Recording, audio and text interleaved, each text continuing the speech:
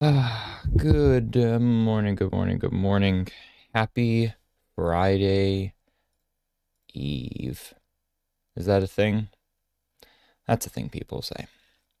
It is now. Happy Friday Eve. Um, what is going on? Oh, weird. My bad. Sorry. Phone notifications throw me off sometimes when I'm not paying attention.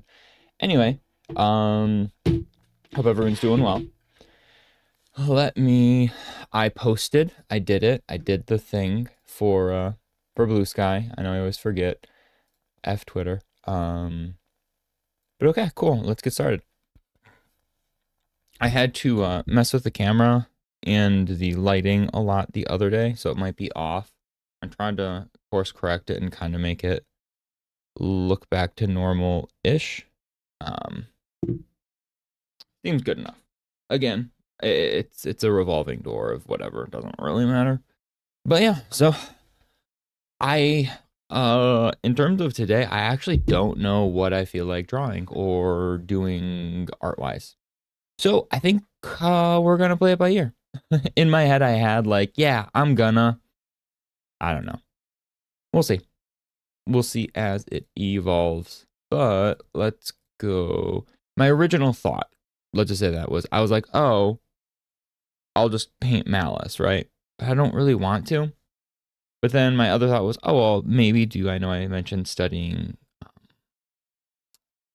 like props and stuff, but I couldn't find anybody that was like really wowed me that I could think of offhand too much that had great props other than the one environment artist that I've always talked about, but their stuff doesn't, I don't know, their stuff doesn't have a ton of like their environment, not necessarily props. So I don't know. I'm not quite sure. Either way, let's just get started anyway and look at some cool stuff regardless. So I ended up getting up at a normal time today and I didn't get up late. And instead of immediately making coffee, then I was like, oh, I'll still just make coffee for stream then. But then I made it too late and now it's still hot and I'm a baby. And so now I'm just sitting here without coffee and I've been up for quite some time. Rough, I know. Anyway, this looked like a nothing insane, cute anime girl. Fun vibes. Didn't know if they, like, this style looked kind of similar to a couple other ones that I like. Orlando Bustos Metaluna liked my Monster Hunter armor. Cool. I didn't even know I had those kind of notifications on. Okay, so this is pretty par for the course of what I was expecting from this person.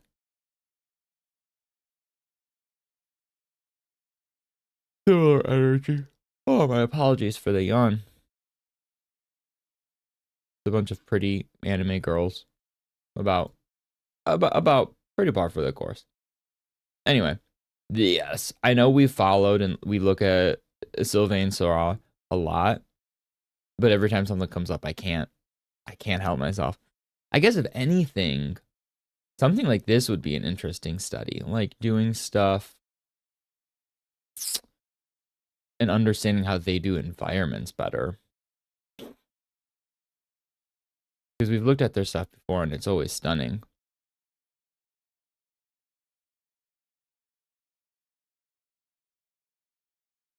Yeah, they did the Mario. I'm trying to like remember some of the things, but like, yeah, all this stuff is so pretty. I don't know. I need to find like, I know I've joked before, like a course on painting backgrounds and stuff, but realistically, like environmental painting is something I would like to get better at and do some studies and learn how they work. Let's keep Sylvain up for now. I don't know for sure because this is a hard like from scratch kind of thing to study how they do stuff, but even something as simple as like how do they handle grass and these greenery and things, you know what I mean, how to break down their shapes. And I think that's kind of an interesting thing. Like it's not that exciting, but like rocks and trees and grass, excuse me, and these things that like you take for granted, they just look really good. But what do people do to simplify those shapes, you know?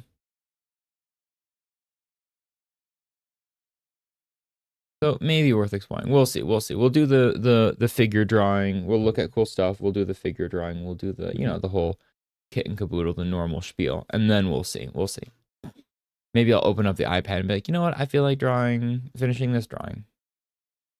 Or not. Who knows? What a mystery. Garam Zhang.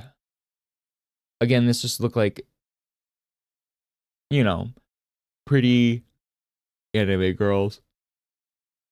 So I was curious. Okay. Excuse me. So a lot of these other ones do like that, like really thin, like almost line that disappears, right? And they kind of do that same thing where it's like the line that almost disappears for their line work. I'm a weird sucker for like looking at how people handle line work and get that, how that looks, because it's always, people do it so variably. And like, look at this. This is clearly a study, a more inky, heavy style, right? And then all of a sudden this one doesn't have any line work, right? I don't know. I'm always so intrigued by how people do that, especially on something like this where I can relate, where it looks like their style jumps between like 8 different things. I respect that. I know that struggle. I like this. This energy is really good. You know me, anime girls or whatever, but like this, that armor, that's really clean looking. And I like the way that this is, again, we've talked about, just talking about the inks, like the really strong use of blacks. Or pure darks, maybe not exact black, but can't get over how much I really like that one. Yeah, their anime girls are cute, whatever, but this is the stuff that, man, they leaned into stuff that I wish they leaned into the other way. You know what I mean? Like, damn, this stuff is dope. But as I found, people like boobies on the internet. And so drawing a cute girl seems to be the way of the world.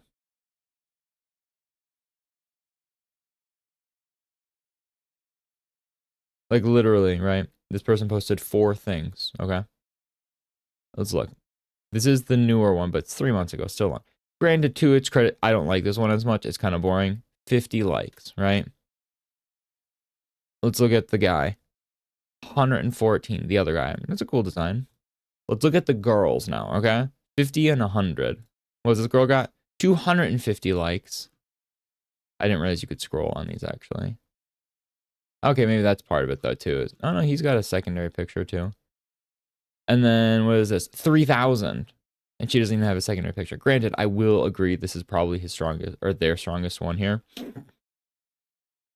But still something to be said about that. That doesn't seem coincidental, you know? People like a da boobies.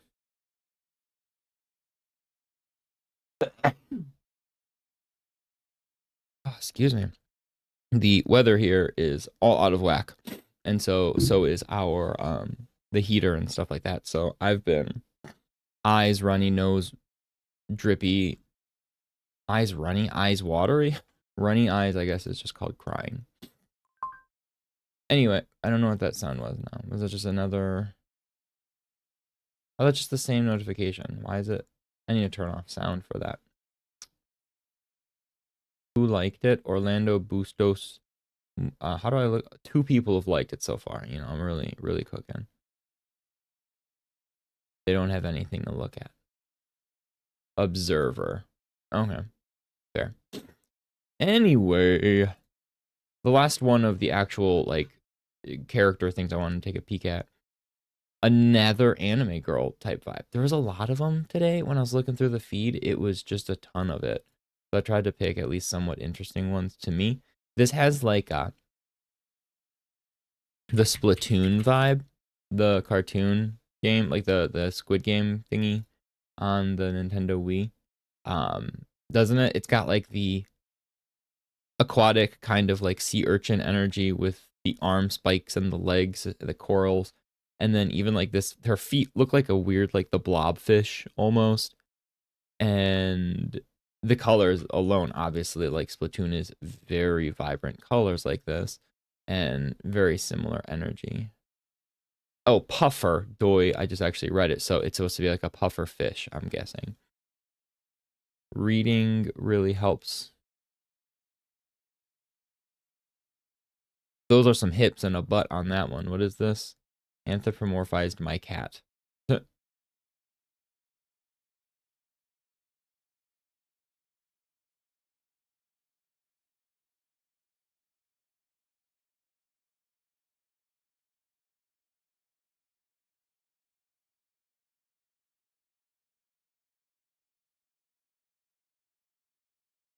As usual, scroll down. Like the style was a 6 years ago. Their study of the Spider-Man. As you move up, very, very different. Ooh, I love a good basketball piece. I really need to watch. There's the what is the basketball anime?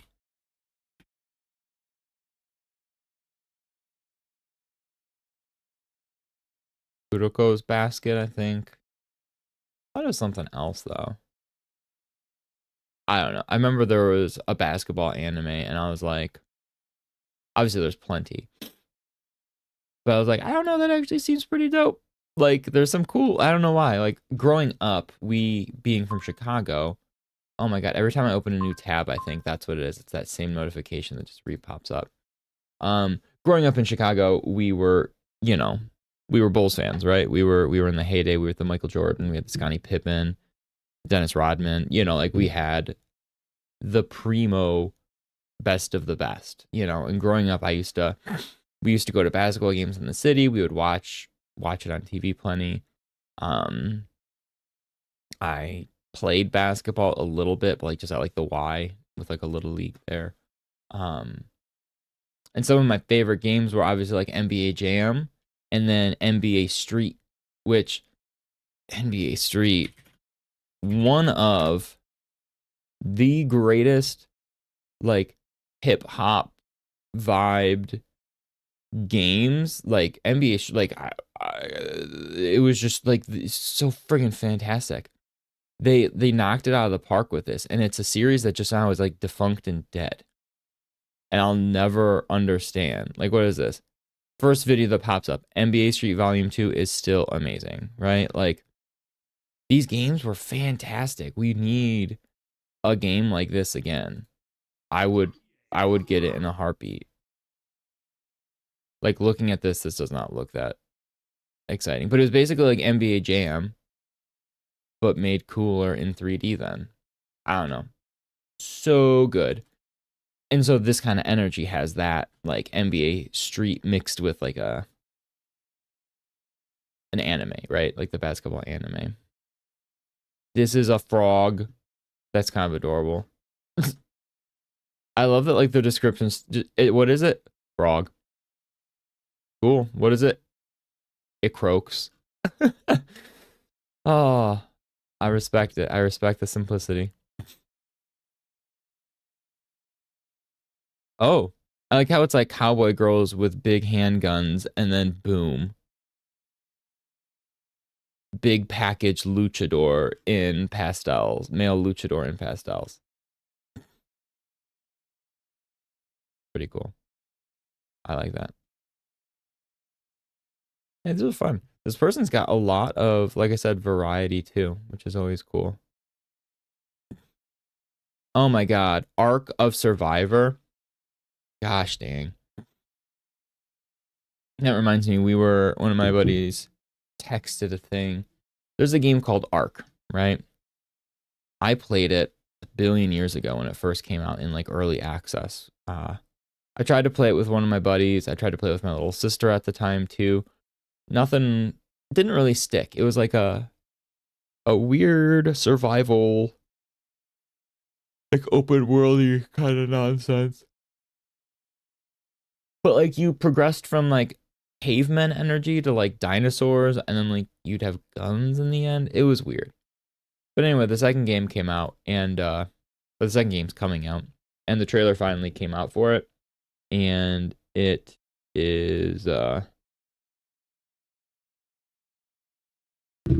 it's all AI.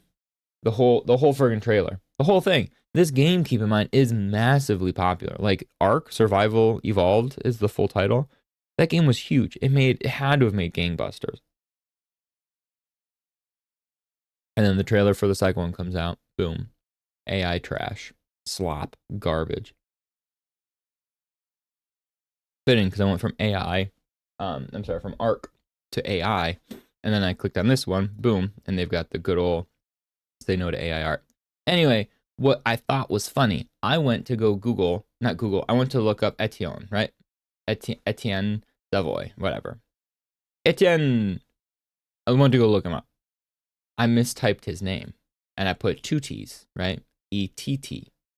And I was like, this is definitely not him, but I was intrigued by whatever the heck this profile image was. This humpback whale man thing. And I was like, okay, I'll click on it. And holy, was I happy I did. Look at this. Look at this art. This is fun as hell. It feels Ghibli-esque, and then it has like super Ghibli-esque to me. More specifically, almost like oh my gosh, not even not quite Ghibli the movies, but Ni no Kuni has that kind of vibe too. Ni no Kuni, Wrath of the White Witch, which was a game made in partnership with Studio Ghibli, the first one. The second game then did not have Ghibli directly, but it did have some of the staff, but not the full. It wasn't like a full collab, the second game. But for some reason, this reminds me more of that. Because I guess that makes sense because it was like Ghibli adjacent, right? It wasn't quite Studio Ghibli at that point because it was, not the full team. So that makes sense why this would have that same kind of energy. Or this guy dressed up like Lupin kind of stuff. Man, this is so cute. This was a pure accidental stumble. Like I said, I was just looking, and they have 0 likes. Like one like. This person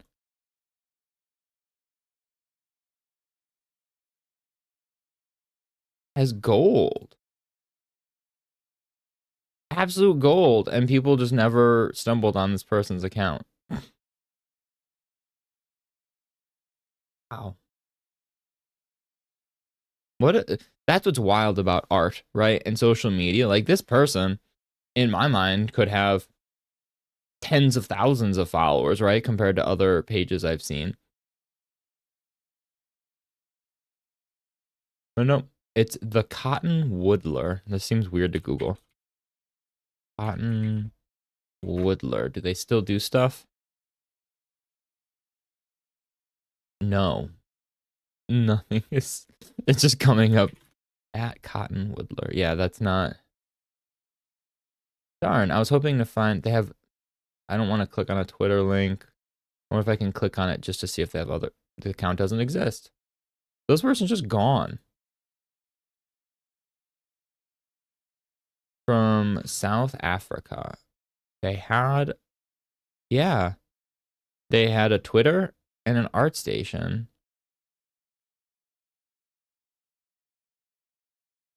No. Weird. That's a shame. This person's stuff is fantastic, and I would love to see more of them. But, I mean, I'll click follow, but unfortunately, as we're realizing, I don't think,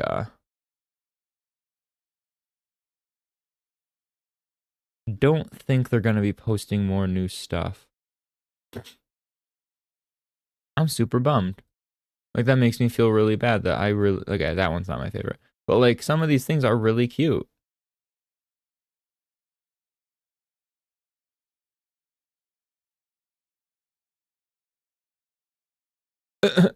There was a game it was like a Chuck E. Cheese essentially that we went to when I was younger, and it had a game called Caveman Clobber, and you were a pterodactyl. It was like a plinko kind of thing. It was a pterodactyl like rotating, and you'd have to like spit it. You'd hit a button, and an egg would pop out of its butt, right?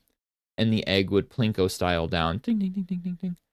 And the whole thing was it had like 6 or 7 different cavemen, and the whole thing was you couldn't get an egg to land on one of the same caveman twice, right? And whenever I see a caveman, it had this audio in it, and I always think of it. It was literally just like, you know, those arcade games like at like a Chuck E. Cheese type thing where like it's just on repeat, right? It's just playing that sound bit over and over and over again, like a 30-second loop, just game over. That's all you're gonna hear. And this one, it just was chow chow. That was it. That was like it was like a whole like weird like percussive thing, like chow chow. And it was supposed to be as if like it was just the cavemen making like sounds. And I cannot look at a caveman illustration without my brain going chow chow. I can't. That is all my brain does. This is cute too because they have like a whole story arc with some of these characters, and like they're how this person's stuff is great. Again, unbelievably Ghibli vibed, but there's nothing wrong with that. Like, I'm fine having more of that kind of stuff in my life.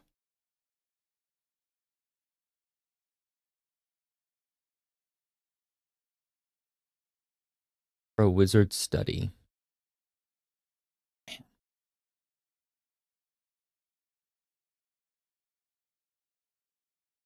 We were just talking about the never-ending story. That's definitely a clear reference there. Well, that stinks for this person. I hope they're like, maybe they just got a job doing stuff and they just dropped off social media. You know, maybe they got a really cool job. That's my lore I'm assigning to this person, because I think the stuff they've put out deserves far more attention than it got. Well, fingers crossed. Etienne with 2 T's, right? The Cotton Woodler, which is not coming up as a thing. So anyway, I wanted to draw, like I said, so I'll do my figure drawing quick, you know, gestures in a little bit, because that's how I want to start every morning now. But is there like a environmental or prop? Is that a tab here? How do I look at them all?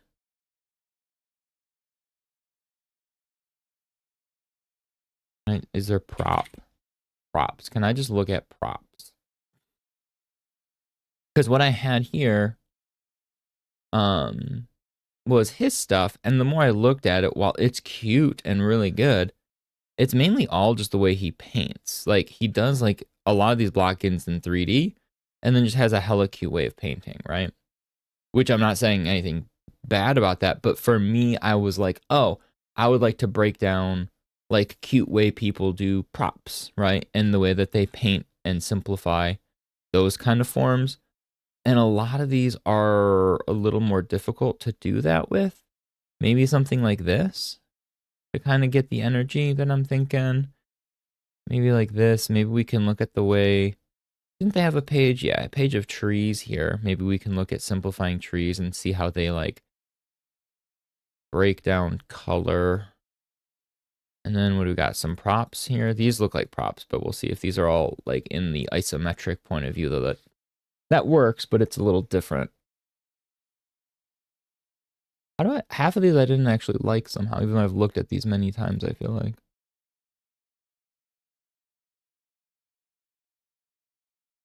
These are really cool. These little shrines, these dragon shrines. Ooh, that one with the blood. Ooh, obviously it's probably not blood, it's water. Spoiler alert. But like, that still looks really cool.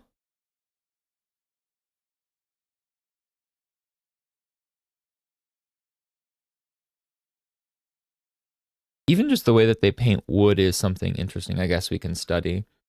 Because all of their environment pieces have really... This one's actually one of my least favorite bits of wood that they've painted, but like this guy here.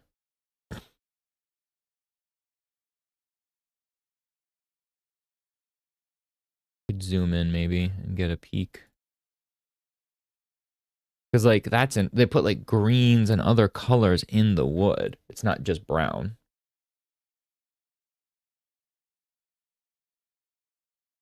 I don't know. I think maybe we'll look at trees That sounds silly, but like maybe not for the full time today, but we'll maybe look at trees. We'll Bob Ross it, right? Painting happy little trees. But anyway, let's take a peek then real quick before we jump over to some figure drawing things, some gestural things. See what the prop category has in store for us. Maybe there's some cool, like maybe we'll stumble on something in the moment. I don't know. For now, let me just pop on Spotify though. Just so I'm not like mindlessly scrolling without any. All you hear are the sweet, sweet, somber sounds of Britton's voice. Like, let's look at some other stuff. What do we got here? What do we have? If we're looking here, so you guys can see. Recommended for today. What do we got? Kingdom Hearts lo-fi, Zelda, Kirby and Chill. Excuse me. When I think of cool fantasy environments, I do think of Zelda, right? What does this sound like? Is this some good... Who is this? Lo-fi Cody. What do you got, Codester? I approve. Do we see this? Are we seeing the same thing? Lo-fi Cody with his donkey onesie and a keyboard. And the top song is Hobbit Lo-fi he's got. All right, I mess with this guy. Let's do it to it. I have committed now to lo-fi is strictly for Spotify. And then all my other music, like at the gym and stuff like that, is YouTube music. My algorithm was getting so borked listening to this kind of stuff so much because I've grown to listen to it on my walks now too. And it was like listening to lo-fi on my walks. It was too much, man. Way too much. This is cool. I haven't like some of these props are pretty dope. Some of them kind of weird. But I mean, that's the nature of this.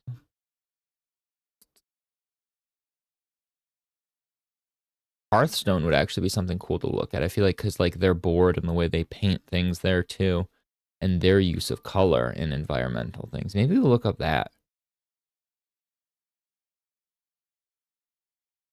Because realistically, like World of Warcraft, all Blizzard stuff, right? Like their 2D painting is fun.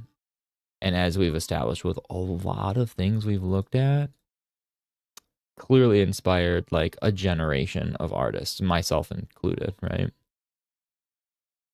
Yeah, nothing's like jumping out. I did want to see whatever this was because I love Rogue Legacy. So the final biome for Rogue Legacy 2 was a fun concept. Didn't expect because of that one-off sketch of a dragon peeking in the background. We actually did a massive one. Yeah, I love it. For those that don't know, Rogue Legacy is one of my favorite roguelike games. Rogue Legacy, the first one and the second one, just made it even better. Fantastic game. Oh, this person has done a ton of it. Okay. Look at the things we stumble on, folks. And a game called Dragon. Oh, it's the Phoenix Lab one, Project Dragon. Dang. They got everybody working on it. But yeah, Rogue Legacy, as you can see, the style of this game was fun. Very hand-drawn this one was, more so than the last. These are cool props too, actually. Anyway, let me go back a couple tabs, or let me just open a new one and just look up Hearth. I never know how this works with, if I just look up Hearthstone, where's like a heart? Let me see the board, right? I feel like the board for Hearthstone had a lot of cool stuff even, right? Hearthstone UI. Maybe not. Maybe I'm misremembering this game. It's actually not as exciting. It's also been like 15 years from when I played it, so could also be a factor. Maybe not. None of these are all character things. I'm not seeing like too many notable prop or environment pieces. Yeah, I got nothing. All right, we're going to minimize this. We're going to crack open the iPad then and just get some figure, some gestural drawing in. Again, I'm not gonna make it like last time how I did like on last week. Last week I did it where I did one whole day of it. I don't think that's my vibe, but I do want to make it a habit of starting off this way. And for those following at home, no, I did not go through them yet and figure out which ones I can put on stream and have visible versus, full on booby action. So my apologies. Hopefully this weekend we're actually probably going to be pretty busy. I don't know. Hopefully sooner than later I get it able to do that. So you guys can actually see what I'm looking at, not just, going in blind. But, oh no, I lost my little rubber grip. Just kidding.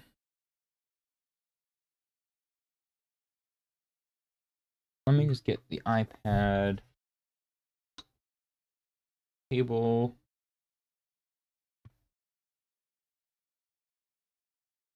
All right, and we're cooking. Here we go.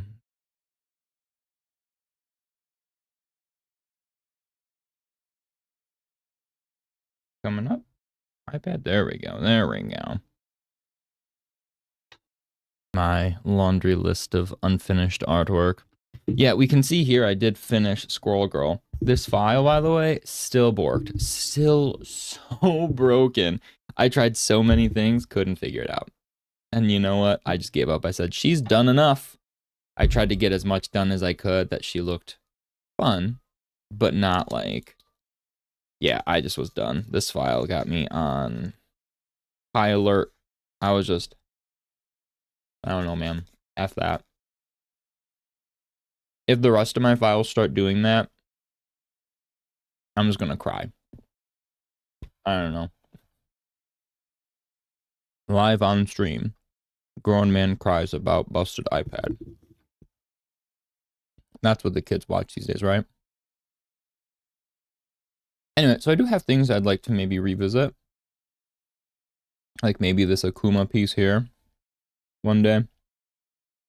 Never really finished this. Maybe actually clean it up. I like the vibe. Very aggressive. This one I redid like 5 times and I never posted it because I basically was done and then I never finished it for some reason. I don't know why. Like looking at it, I'm pretty sure I could just say it's done, right? I don't know what else I need to do to it. Yeah, maybe I just save this out and post it one day because I don't know why. Maybe I was being stupid and trying to think of a background like I usually do. This one was one I wanted to do. And then I got side railed by doing something else too. It was supposed to be Zangief playing with an action figure of Zangief. Maybe that one. I don't know. Definitely work on this one. What the? Definitely make another Squirrel Girl. Like 100%. I want to make another one with this pose. I think this was a fun one. And I definitely want to, just not right now. I'll finish. Oh, I forgot about the Luna Snow. This one was looking dumb, so that's why I gave up. Yeah, I don't know. And then I was redoing Malice in my, like, the new vibe and a different vibe of painting that I wanted to do. But I also wasn't, I don't know. I've been in a weird not vibing with things funk, which is not fun, but it is what it is. So anyway, let's do some more figure drawing stuff or gesture drawing. So can we like smush these a little more tight? This was stuff from yesterday's warm up, so I'm just gonna keep jamming them, right? That's fine. Just so I can squeeze them all on a single layer for the week kind of thing.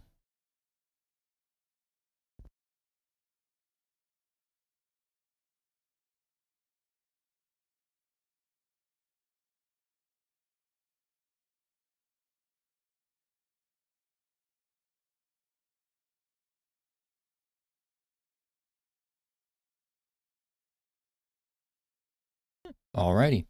Okay. Now, hide that in case boobies pop up. Select folder.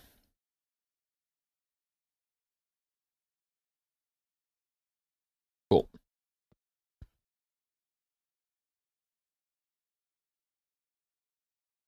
My mug today, if you were wondering, trying my best. I'm a little froggy.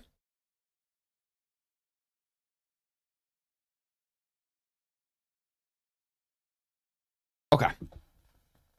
Onward to figure drawing, gesture drawing. Yep. Oh my gosh. So yeah, it is Thursday. Friday is just around the corner. And hopefully you guys have some fun stuff for the weekend going, or up ahead, I guess, you know. Oh my goodness, what is this? That's kind of funny. I had completely wrong set of brushes. Excuse me. Can I restart this one now? Because I bungled it. Is there not a restart button? No. There is not. RIP. Anyway. Whoopsie.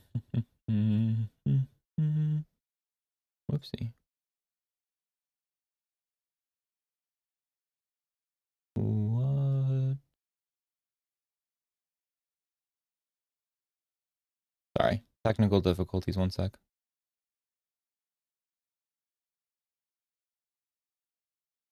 Okay. Anyway, finally, back at it. We're doing things. We're cooking. No, hopefully you guys have something going on this weekend that brings you joy. During the holidays, oh my gosh, I have all the wrong brushes. I don't even know what's going on. During the winter months, I feel like we end up having way too much stuff going on. In that, like, my family and my girlfriend's family, we just have like stuff left and right, which is always fun. Don't get me wrong, but it's also tiring. And then it's like this weird lull, and that's what it's been now, where it's been kind of a couple months of we actually have nothing major going on the weekends. And so we've been chilling, like big chilling, and not doing much. And I know, like we'll still, like, we went to the mall last week, and I talked about how weird the mall is nowadays and stuff like that. Like we still went out, you know, had nice dinner, watched some movies and TV and stuff like that, and hanging out. We go for nice walks on the weekends, because normally I go for walks myself, but then she doesn't get to join me because she's off at work. And so it's just stuff like simple things that have been like nice, you know, just spending time. But this weekend, her mom, her brother and sister, or brothers, just the brothers. I don't remember actually who's all going to be there. Anyway, her siblings, her mom's siblings are coming in town, and they don't see them all but like once a year at this point. And so she was excited to see them and see her family, because we have not seen them in a bit, and so that'll be nice. But then it's also my grandma's birthday tomorrow, the one who's been going through all the medical hurdles and difficulties and stuff lately. And so I didn't know if she wanted to necessarily have people all around, because she is right now going through chemo, and so she's been real tired, and different things obviously have been affecting her. And you can't be by a lot of people, right? Your immune system's shot when you're going through treatment. So we didn't know for sure what was going to go on with that, but we will make time to see her to some extent, right? Like whether we just stop by her house and visit for a couple hours or something. But yeah, so we've got at least that kind of stuff going on. I know I've been back at the gym now. Like I said, the situation had been weird. I've been back now for a bit, and I know girlfriend has not. She finally got a taste of it on Monday to go back, and then Tuesday I was not feeling well and like zonked out on the couch when she got home, and then she didn't end up going to the gym on Tuesday, and then Wednesdays are her off day anyway because of scheduling, and so I'm hoping for her sake we can get her back at the gym today, Friday, and then maybe Sunday. We usually take Saturdays off. Saturdays are the easiest day to take off for gym stuff, just because Saturdays are usually your busiest weekend day, right? Like if anyone's having something on at night, it's probably Saturday night, right? So easy just to like eliminate it being an option and just say, yeah, Saturdays are our off day, so it's okay that we don't go to the gym.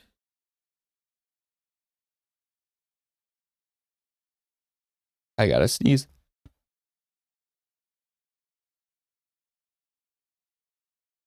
Psych. I psyched you guys out. You thought a sneeze was coming.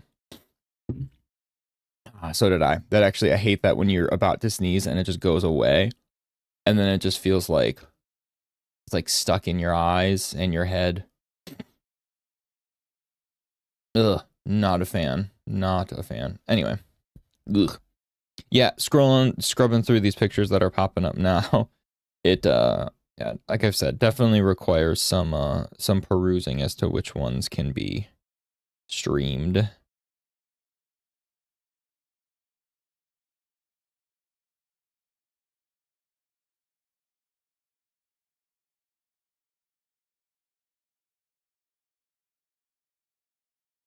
The one I thought was good, right? I was like, oh, this one actually, he's nude, but I could maybe see. Nope. Little pee-pee sticking out at the between his legs in the pose, like just barely. I was like, so close, friend.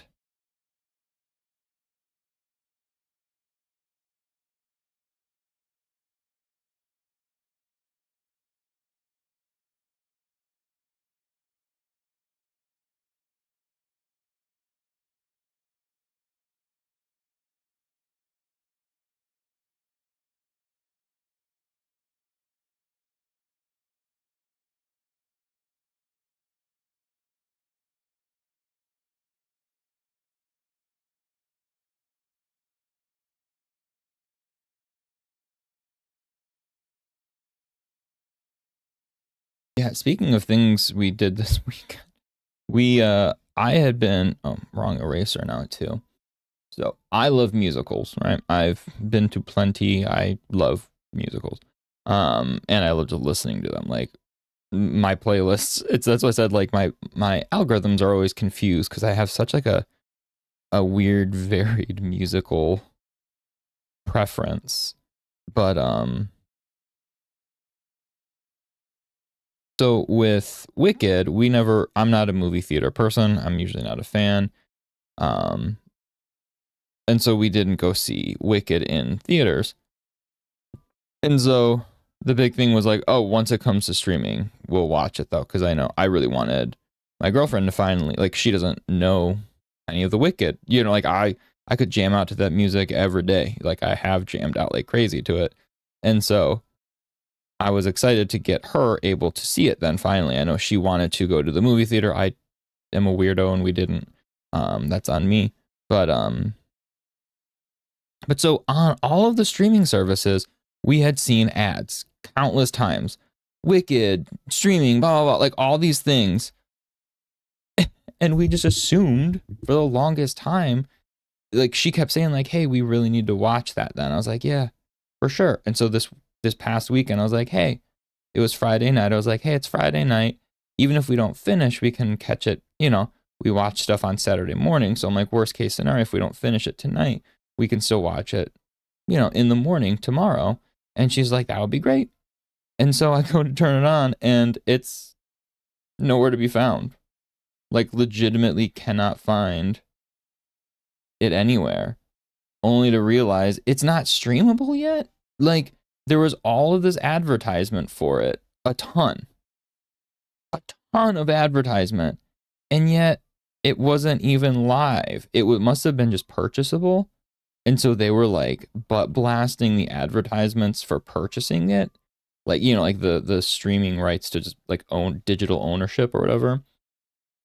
So that was really lame. We were like all ready to watch it. You know, in your head, you're like, okay, this is the time. And you have like a type of, obviously it's a distinct type of media that you're going to watch, a musical. And like once it's in your head that that's what you're going to watch, it's weird because then you're like, well, what the hell?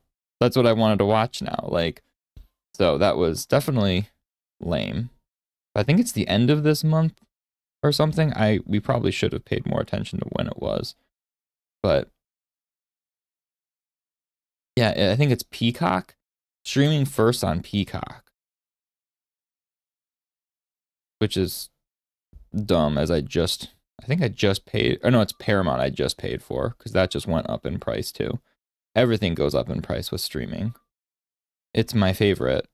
What used to be like, hey, it was like $15 for a couple streaming services, like $5 here, $5 there. And now it's like, hey, we charge yearly and we're going to charge you $120, $150, like yearly. And you're like, cool, this is for each service. I'm like, this is not the energy that I envisioned this to be when streaming came out. This was the whole point that we were streaming was supposed to be fighting against, if you will, you know, this large, high-priced cable TV conglomerate energy. But look at us now. Billionaires everywhere, corporations owning everything. You know, everything science fiction says to look out for. And all dystopian fantasy.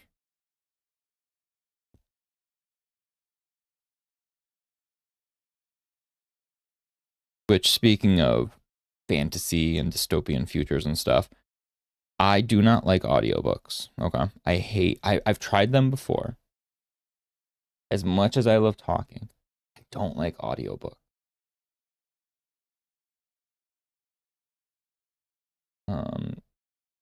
Sorry.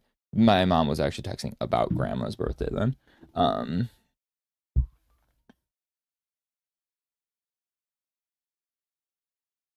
And I've tried audiobooks before. Just don't like them.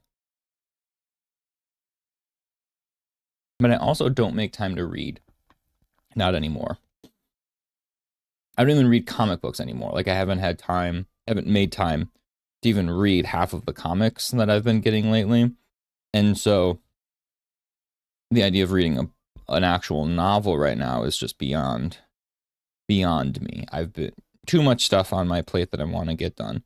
Or then when I have things off of my plate, I'm like, hey, my dumb self is going to play Marvel Rivals then for an hour tonight. And it's like, cool, that was a waste.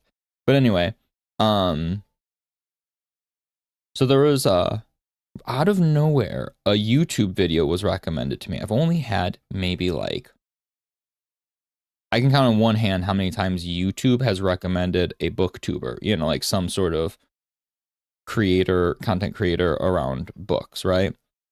And so I was like, well, it clearly, the fact that it read my vibes and said this is one I should see, I'll take a peek at this video, right? And it was a girl, I don't know, some booktuber, and she's like, hey, there's a video game subgenre of books. I can't remember what it's called. It's like RPG Light or something like that. And it's basically like anything that has to do with like video game elements, kind of, right? Like things that could be perceived as video game like, whether the book itself is about a video game or there's video game elements like leveling up or RPG things, or, you know what I mean? Like things that make it feel video gamey, right?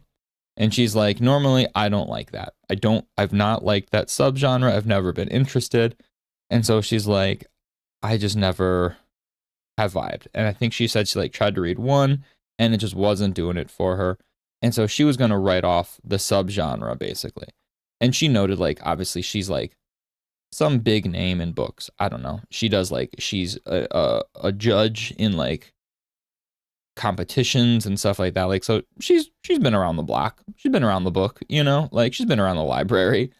And so I was like, okay, she has credible vibes, right? Like the way she talks and stuff. And I get that sometimes when you write off a thing, you're like, I don't wanna, you can't make me. But she's like, well, I think husband, boyfriend, fiance, whatever, was like, hey, you should at least read the most popular of the subgenre then before you write it off. And it was called Dungeon Crawler Carl. And she said, I looked it up. I saw the cover art and I immediately said no. And she passed on it because the cover art looked dumb. And let me tell you, I looked it up. It looks really dumb. Like, it looks like a kid who got Photoshop 20 years ago and just said, I'm gonna learn how to cut pictures out of other pictures and slap them together. Or like the serial killer, like letter energy, where it's like, yeah, just like a bunch of things cut out. And it looked really jank. And so she wrote it off and said, I'm not watching, or I'm not reading, right? So I'm trying to fix my mic. I had adjusted the mic the other day for recording purposes, and now it's, here we go. But then apparently, like, through happenstance, she ended up going to interview an author, and that author was like, hey, can I bring in so-and-so to be interviewed as well so we can get 2 for 1? He's a good friend of mine, and he's, you know, promoting the 7th book in the series or whatever. And lo and behold, it was the author of Dungeon Crawler Carl, and it was that series still that he's producing. And so the girl was like, okay, fine, I guess I need to read one because I can't interview someone without reading a book of theirs. You know what I mean? Like, she, you know, some integrity to that, which I appreciate. Like, hey, I'm not going to talk to you in an interview setting if I actually haven't read some of your work. Like, so I respected that. And so she said she read it, or she went to go read it, and she is like me apparently in that, like, audiobooks just don't do it. She's like, I hate audiobooks. I never liked them. I could never get into them. I'm the same way. And so she said the audiobook for this, though, was highly recommended. Like, multiple people had told her, like, no, this is the jam. You know, like, this is a good one. And so she, against her better judgment, decided to try the audiobook. And she said she was absolutely floored by how good and well spoken the audiobook was. But then also she fell in love with the book. It is 7 books long, keep in mind right now. I think it's planned to be 10. And she was like, I immediately listened to the rest of them. She's like, and then I bought all the books physically. And then, you know, like, she got so into it. And that's high praise in my mind from someone. But so I then consulted one of my good friends, who he loves fantasy and science fiction, like, novels, right? He's the D&D, oh gosh, what's the word? Not proctor, dungeon master. Like, he does that kind of stuff. He loves all of that, right? Like, that's his jam. And so I was like, hey, what's the vibe on this book? And it was funny because I texted, I've got a group chat with him and another friend, and he goes, oh, he actually just texted me about that book. My best friend, one of my best friends who hadn't read the book either. And apparently the dungeon master had just texted him something about the book. And I was like, well, I guess that means I should try it. And my buddy was like, oh my gosh, 1000% you would love that book. And he's like, the audiobook, without me even initiating an ask about the audiobook, he said, and the audiobook is one of the best audiobooks you'll ever hear. And I was like, damn, I didn't even ask him about the audiobook, you know, like, and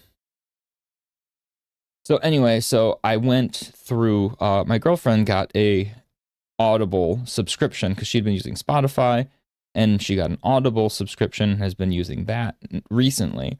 And so I wanted to, obviously just, I'm not going to get my own right now. I can just write off of hers for now and see if I vibe. And then obviously if I'm going to get all 7 books or something, sure, then I'll get my own subscription so I'm not mooching so much off of her that she doesn't get access to stuff. But like, either way, it's funny. So I finally got the app set up. I got her account on my phone and stuff like that. And then I joked that I was like, all right, step 1 is done. Step 2 of actually listening to the book, though, that'll be a while. But, you know, at least I started. I got the ingredients, right? I haven't started cooking yet, but I got the ingredients. But what really, again, talking of integrity of that person, of the interviewer, the author apparently, so she noted how ugly the book covers were, right? She said these book covers are hideous. I don't like them. I do not like them, Sam I am. I will not read it in a boat. I will not read it wearing a coat. Like, like that kind of energy. No way, no how. And that looks funny. I put this person crouching in that person's butt. I'm an adult. But the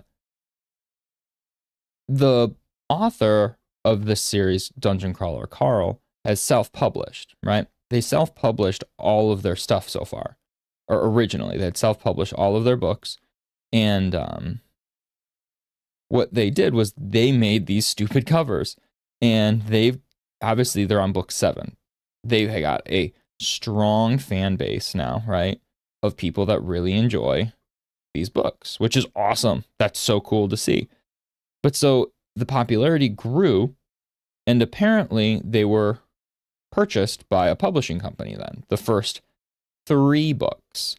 And the publishing company wanted to rebrand them in a much more appealing, broader appeal, let's say a broader appeal of marketing. Like rebrand it with a little bit more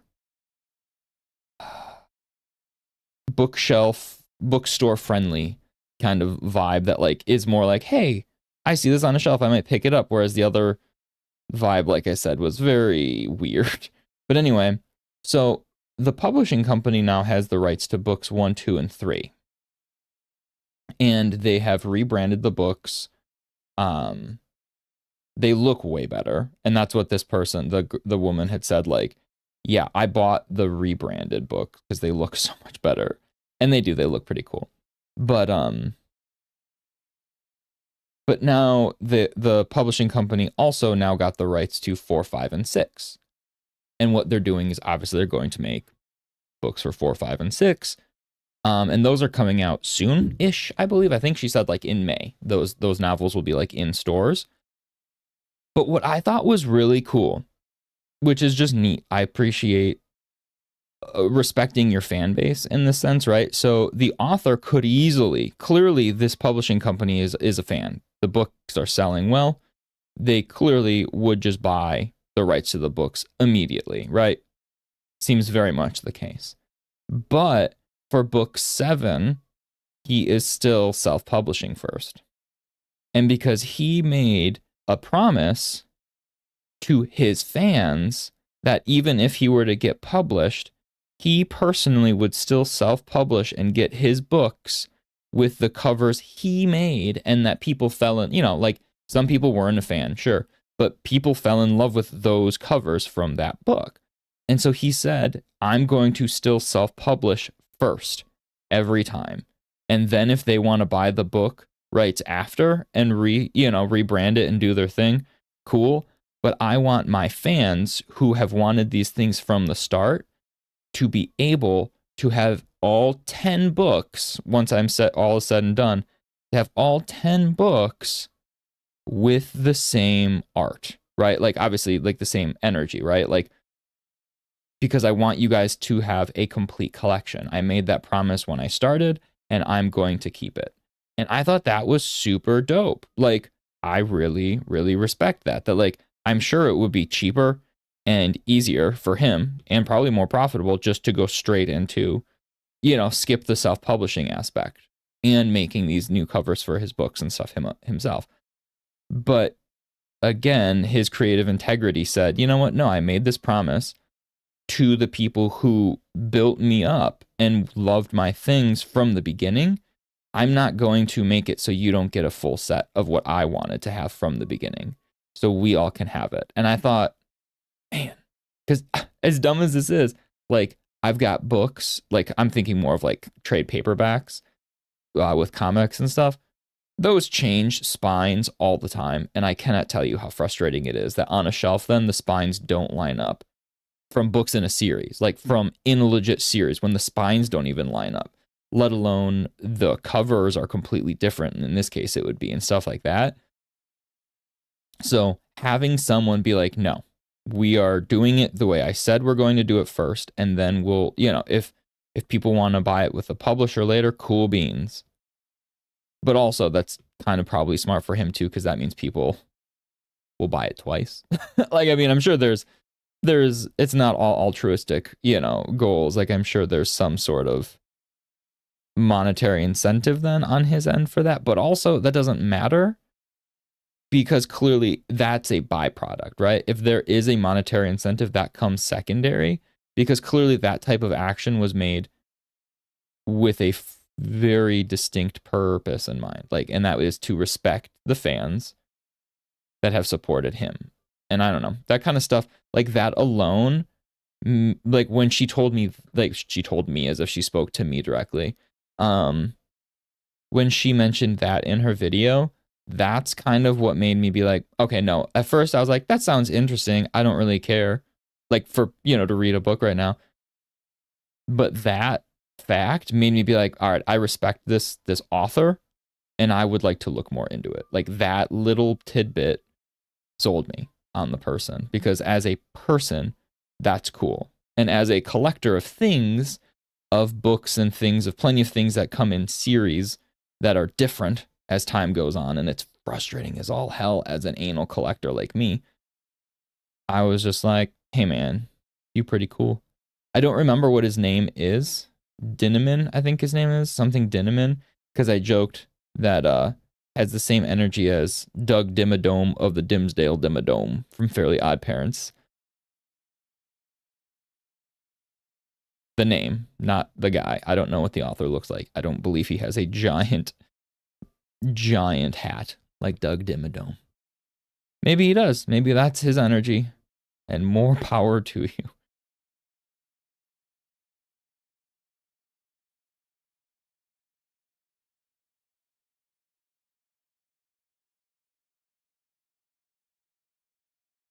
Okay, I'm getting carried away talking about Doug Dimmadome over here, drawing some nonsense. What time is it? I already ate my piece of chocolate. But I want more. Oh, it looks like some of my AliExpress have finally arrived. Holy cow. So if anybody orders books, things from AliExpress, what AliExpress is I'm pretty sure it's a natural progression of the old company Alibaba from when I was younger. But what it is you're basically just buying stuff directly from China. So what that means is sometimes you're getting authentic things, right? Just for cheaper, and sometimes you're getting knockoffs. But knowing what you're getting is actually part of it, because if you know what you're doing with AliExpress, you get some deals. Like, man, oh man, do you get some deals. And so I've been scouring AliExpress for a couple years now, and I've ordered a few times. And each time I am very happy, more often than not, like, with the results. Some of the stuff is chintzy and weird, but you know what you're going to get that's chintzy and weird, right? Like, that's part of it because it's just goofy. But then also some of the stuff is legitimately the products. They just, like, I got a Dark Souls. There's like a blind box figures of Dark Souls. They are about $20 a blind box, which is ridiculous how much blind boxes have cost nowadays. But excuse me, this was $3 and I got to pick the one I wanted. $3, and it's the authentic one. It doesn't come in like the big box, the blind box. It's just the actual packaging, as if you opened up the box, like the plastic wrap and everything. Same thing. It's just cheaper. Instead of $20, I spent $3 and I got the exact one I wanted. And some stuff is only right now. Joy Toy does the TMNT stuff that I've shown on stream before, and they only sell because they don't have the license to sell Ninja Turtle stuff in the United States, so they can only sell it in China. But what that means is you have to go to AliExpress to get the Joy Toy TMNT stuff. And so you can get some really good deals though, because some sellers have free shipping. AliExpress does like all these things where sometimes it's got like, hey, spring sale, spend this much, get this much off, or, like all these different things. And the downside though is it's obviously coming from China, which means there's some time attached to it's not Amazon, right? You're not buying it and being like, give me same day delivery, please. I would like it 5 minutes ago. I thought I wanted it now, so I want it 5 minutes before I thought about it, even, please. And it's like, okay, that's not how that works with AliExpress, but it's worth it still because you're getting it for so much cheaper. But then sometimes, unfortunately, I'm assuming because of all the tariff BS from President Musk over here and all this, that like there's been issues with AliExpress and it's been taking way longer, like way, way, way longer. And so I had ordered stuff a bit ago and I've been getting like, we're so sorry, it's still delayed, it's still delayed, it's still delayed. Like all these things, like it was stuff stuck in customs before it even shipped out of China for the longest time. And then even once it made its way to the US, it's been like stuck in like an airport finally. And I was like, okay, whatever. And so I got a couple of the things yesterday, and the other things still said like, hey, we're working on it. Like it'll be there eventually. But I just got a text that it looks like they were delivered, but who knows if that's actually the case or if that was like an old, you know how sometimes you get the email or the notification thing that's like from the day prior. So it could have been for the package that I got yesterday. So I'm not getting my hopes up, especially because usually I can see when people drive by and deliver things. Either way, if you haven't, definitely look into AliExpress. Like it's one where it's kind of daunting because it's like everything. Like you look at the app and it's just like you're bombarded with stuff. There's things everywhere. It's hard to tell what's what. But it's one of those things where it's like if you get used to it and you kind of like learn the ins and outs of it, it is, and you don't need anything in a rush, right? That's the biggest thing. As long as you don't need it like right away, it's worth it. It's super, super, super worth it. And they give you like a coupon if something's delayed. So like I got like a couple dollars off my next order now because all of this was delayed, which wasn't even really their fault, I'm assuming, but I still get the dollar or two off for each order. So not bad. Not bad at all.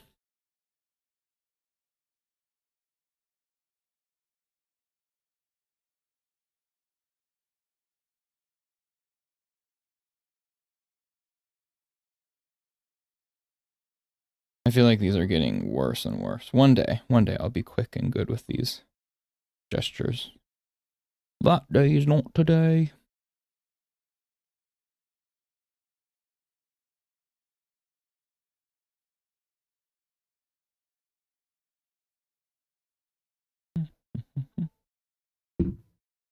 Okay, we'll go till, what is it? It's 11:40. Maybe we'll do this kind of stuff till noon. And then after noon, I will swap over and maybe we'll look at the painting stuff and figure out like how we want to like look at the environments maybe. I think that's the goal. Or that's the move maybe. Give a little bit of a timeline at least so we've got an idea.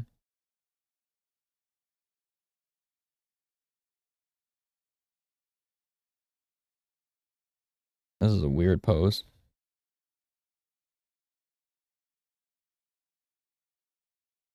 You just hanging.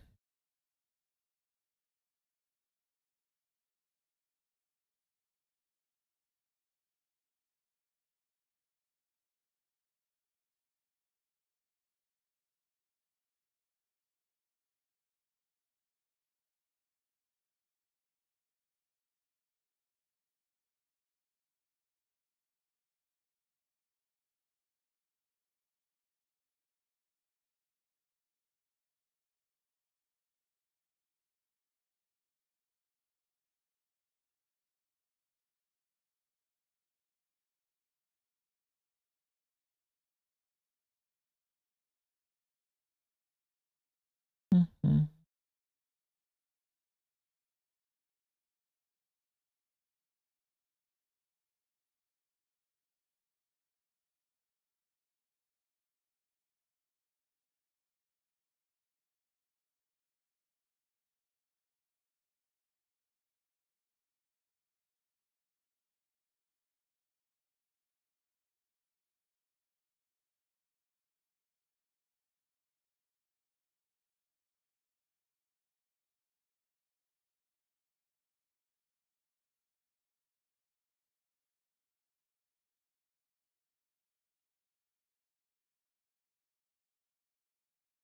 is a very strange pose. Yeah, it's throwing me off. Like I'm sorry, sorry, I'm not really speaking on this one. My brain is just kind of like, what is this bizarre pose? This guy.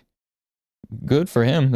I appreciate the weirdness of having something strange to draw, but also my brain's having a hard time looking at whatever the heck this is.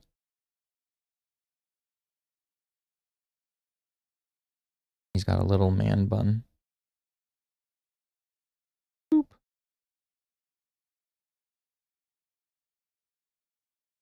Little fuzzy lumpkin. What was I watching the other day that I had on? Was it Evil? I think I had Evil on or something. And like a cartoon came up on the show and it was like 1000% Powerpuff Girls. Like it was supposed to be like the kids were watching a cartoon and it was like, I love when shows do that where it's like, hey, there's a cartoon on. He does look like he'd be a zombie. Yeah, that is kind of the energy that he's given off in the pose. Because even his legs are like cockeyed and kind of weird too. That is true. He's 100% zombie pose. You right. But yeah, no, it's always funny when cartoon or shows in general like show a cartoon that's like legally distinct. It's not the thing, but also like it clearly is just supposed to be, hey, look, the kids were watching Powerpuff Girls, but we can't say they were watching Powerpuff Girls. So it was just like a goofy ass looking Mojo Jojo, like real ugly, and like a super generic Bubbles and stuff like that.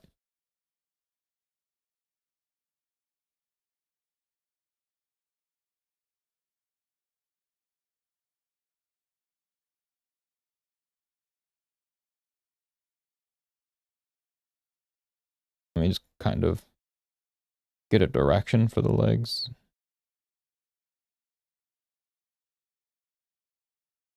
Yeah, it doesn't. We don't need it. Get rid of this and we'll just shrink this and go to a new one. Oop. Oh no, I cut off the other person's fingers. Yeah, this is a weird one. Go up here. Go hide up here. Hide up here as I go grab a piece of candy.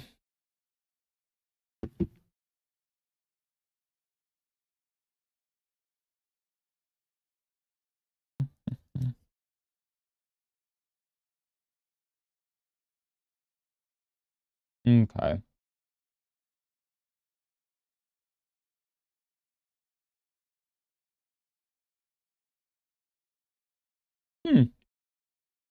I didn't realize, so I was trying to see if there was a way to zoom in on my this figure drawing software, but you can do a grid, which is kind of cool.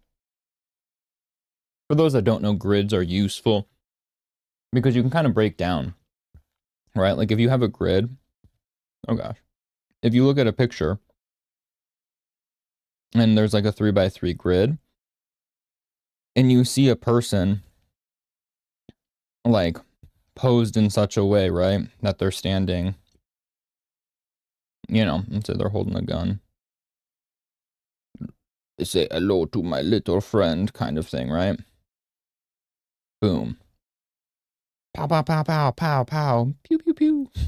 But like, if you have a grid structure over the reference, you can look and be like, okay, in top right square, we only actually see the person's ear and this, right? And so you can kind of, and then on the middle square here, it kind of cuts here, and we know at this line, we don't see blank and blank. You know, like you can actually build off of having a grid.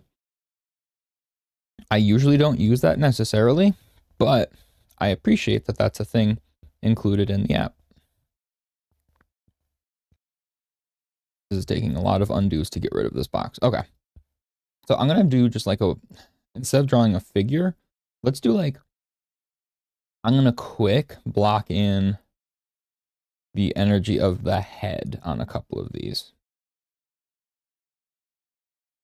Trying to mix up instead of just doing figures each time, right? Let's try and do a little different.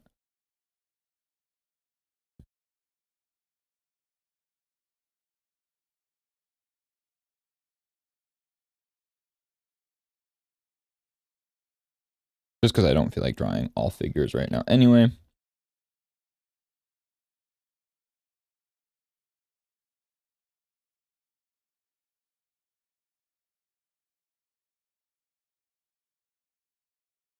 I think I have a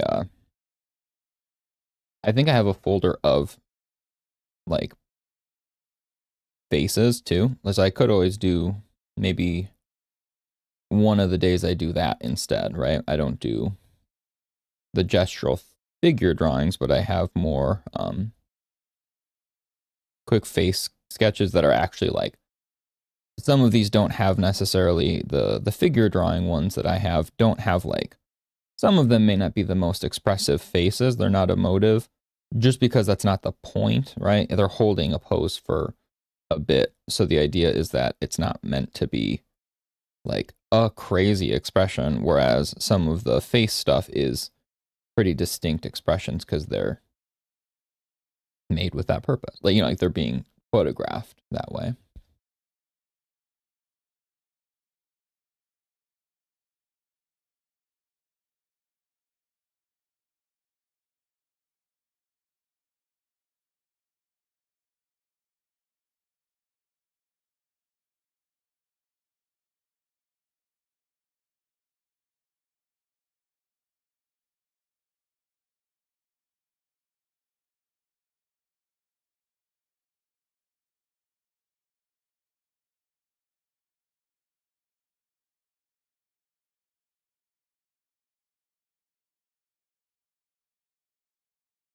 This woman has really massive lips.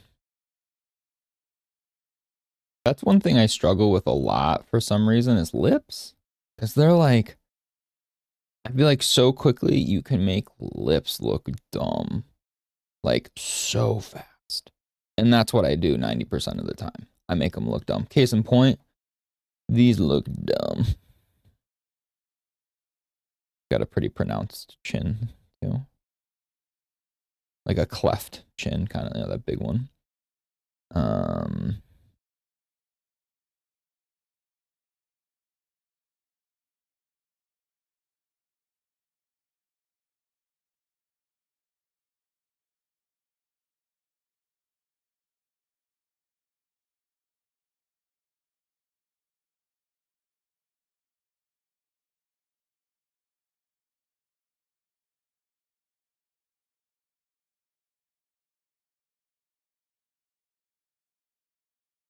This perspective is pretty off with this chin, though. I don't like what I did there, but whatever. Just trying to do something a little different. You got pretty big neck. Pretty strong. Gee, miss, you're real strong. Nope, that's an eraser.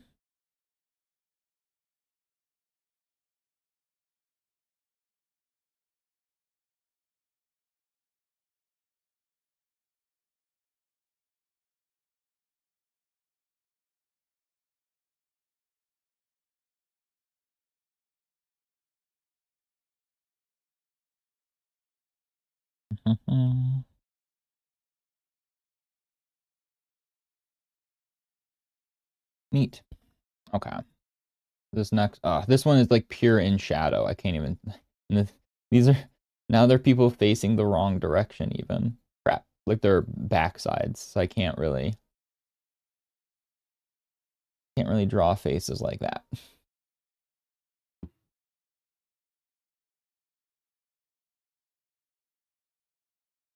Oh, this is the same guy that you said looked like a zombie. The pose. Same fella. You can tell because boop. Man bun. See?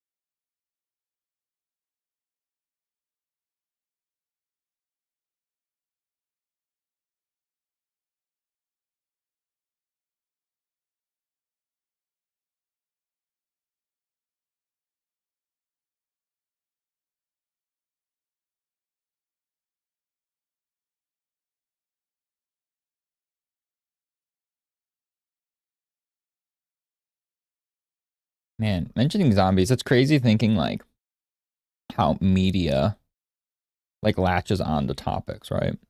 So I feel there was a period in the 2000s, right? Where if you weren't doing something with zombies, why were you even trying? Like every company and their brother was like, let's make a zombie video game. Let's make a zombie comic book. The Walking Dead is so popular now. You know, it became a cultural phenomenon that like all of a sudden everybody was doing zombie stuff. And then it's funny because now you don't see you don't see anything with zombies anymore. Like I mean, maybe once in a blue moon, but it's funny how like it just became so oversaturated that everybody had to make zombie stuff to the point where now they killed it, right? That's one zombie that's not coming back to life. Like it's gone. The zombie's dead. Headshot. So everything is cyclical. So I mean, what does that mean? In a few years, zombies are going to become popular again. That's how it works, right? Because they were so popular. And if we look Night of the Living Dead and stuff like that, I'd be curious to see the timeline difference, right? From when like Night of the Living Dead was popular, because that was in the 70s, right? Or is that 80s? I actually am not sure. But knowing that like everything goes in patterns and waves, it would be interesting to see like when when were zombies popular in the 70s and 80s?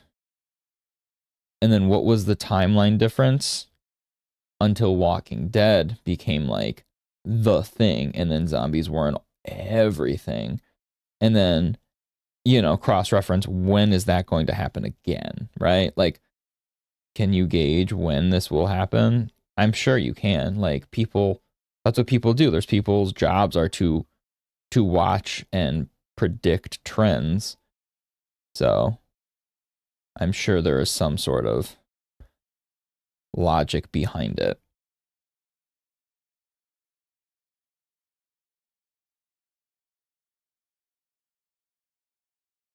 Because we're stupid people. We're pretty as unique as we think we are. We're all pretty predictable. Everything is we're dumb. Cannot get his eyebrow right.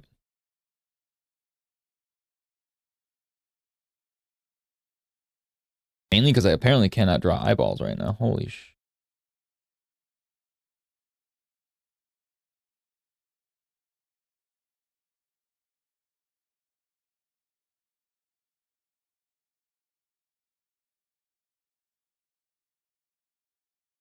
He looks like super stoned. So I'm just gonna like lean into it and make him look like real droopy.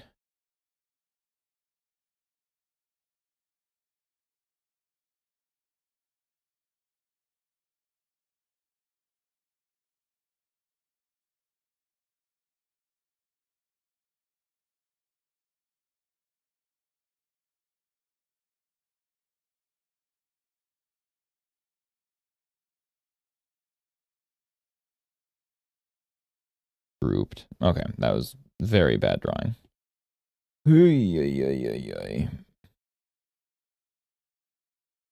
What time is it? Almost time. Almost time. Almost time to draw more stuff that I don't know what I'm gonna draw. So let's do one more. Let's do one more gesture here. Let's see. What do we got? I'm just being. Oh, that's a distinct one. Let's do this one. She's screaming. We're not gonna do her body. We're just gonna do her head.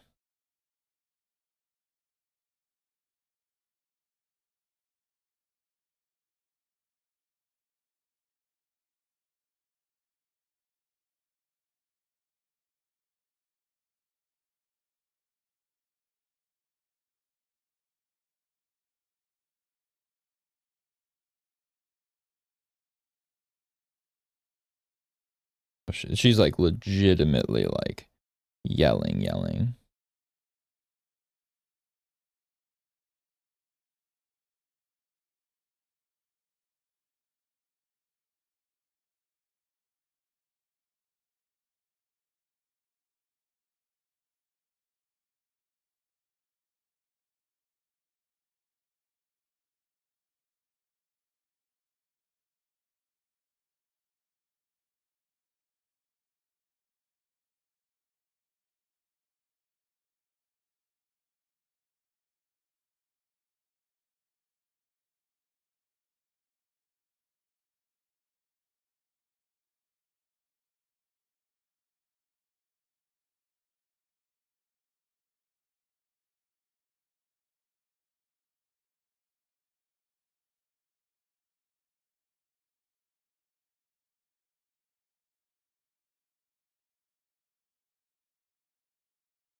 The mouth, looking at a profile of a mouth screaming to like this extent is so weird because the cheek becomes a dominant piece and then you don't even see the middle of the mouth because the cheek is so stretched and extreme that it's basically like top and then bottom like that.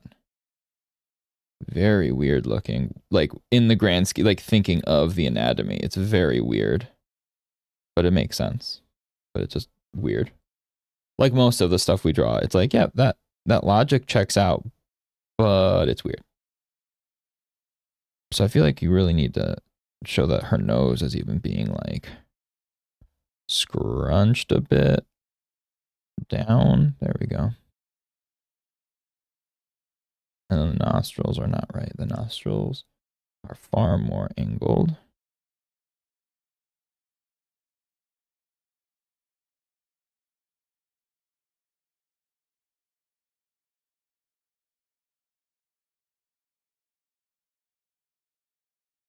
Yeah, something feels off. I feel like it's all too far from the face.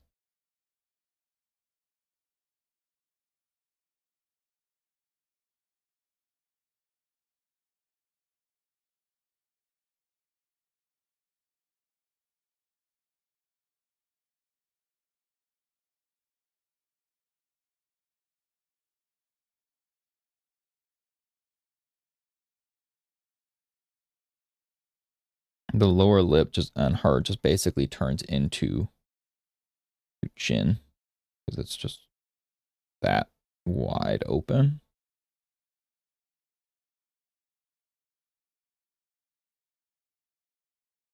We're gonna need to readjust the neck bit that I just blocked in because that looks dumb as F. Redo, redo, redo. Course correct.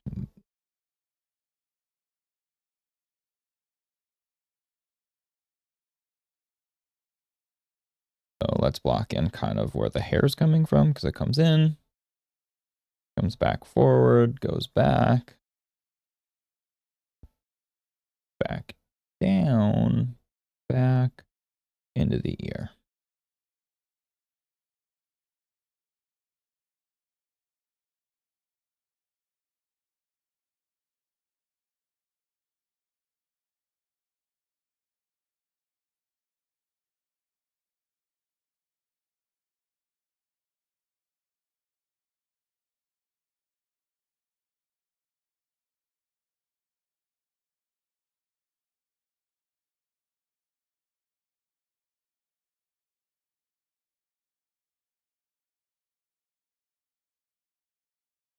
I feel like when I draw angry eyebrows and stuff, I do it myself. Like furrow my brow. You know, it's funny that like you do the motions in a way because your brain is trying to like, yeah, you're feeling it. You're in the moment and you're doing the thing too. So it is always funny when I find myself like doing the thing the model is doing or the, you know, whatever I'm referencing is kind of doing like energy wise, I match it. Like, so I'm sure watching I look like a dork. But that's how you do it, you know, you kind of have to.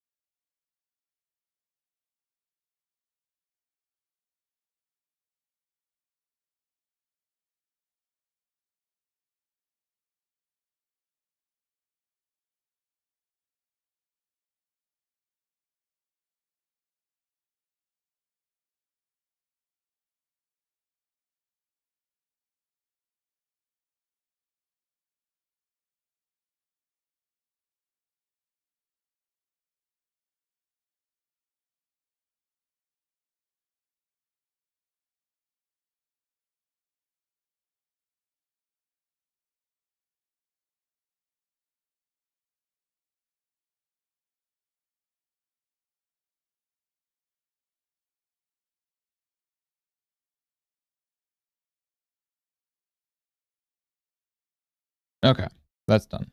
Taking too much time on this one. But I liked it. I like the screamy expression. It's something different. Different vibes for sure, which is cool. She's screaming. Okay. Kind of weird looking. I kind of bungled the chin. That's okay.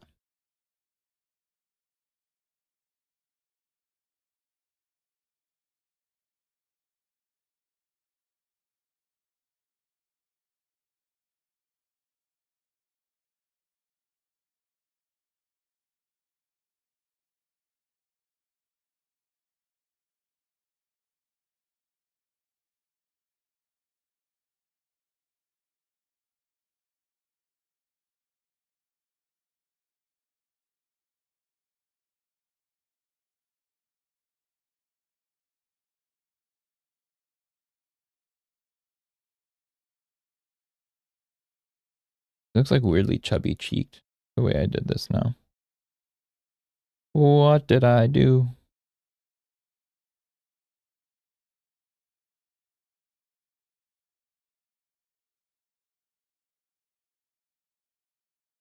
It's, I am fighting my inner instinct to want to be like, teeth. She doesn't have any. Her mouth is so wide open, she doesn't even have teeth showing.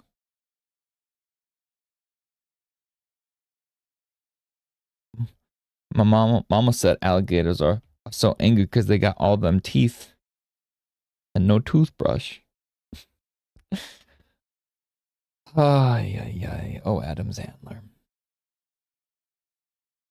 Okay, we're done. We are done with our gesture drawings. So, cool beans. Let's move on to just an 8.5 by 11, so we have way more layers to work with. And let's just look at trees, right? I don't know. I didn't know what to do. I wanted to do something with this kind of stuff. So the Hearthstone stuff wasn't looking good. But where are... Shit, I just deleted one of the tabs I had open to look at. Bart.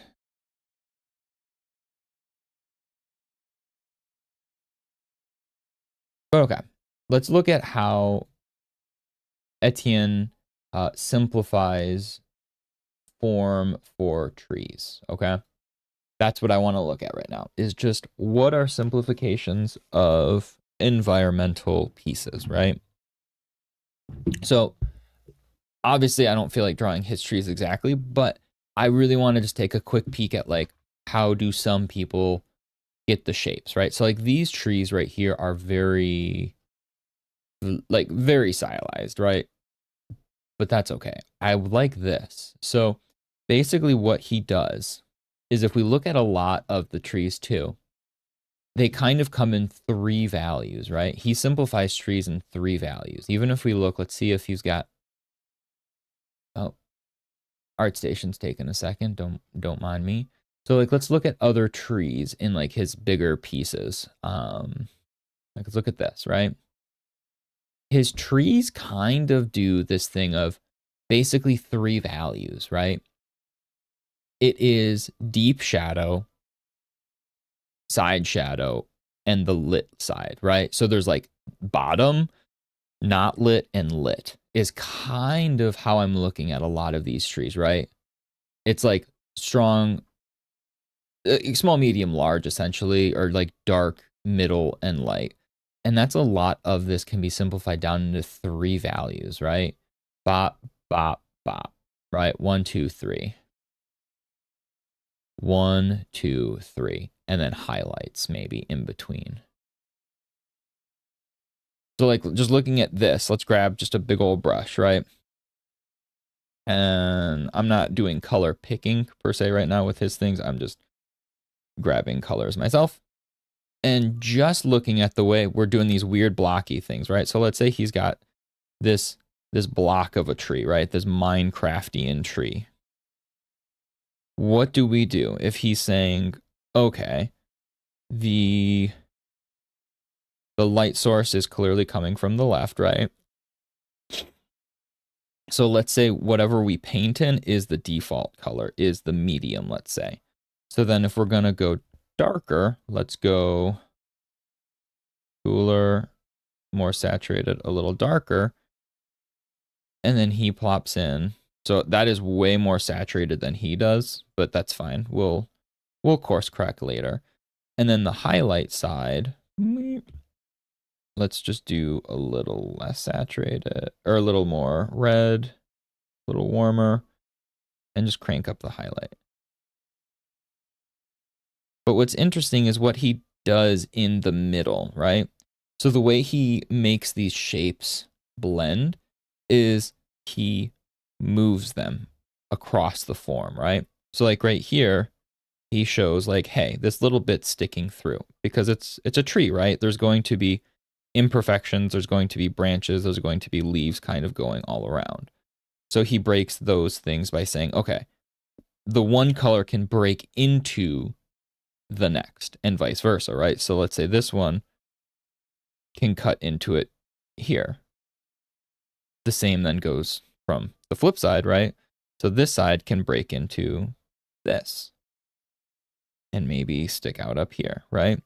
And I think one of the things I'm taking away looking at this is it's organic, right? You don't have to make it perfectly straight. Doesn't have to be, you know, like the whole thing we've talked about before with organic versus like inorganic or planned organic, right?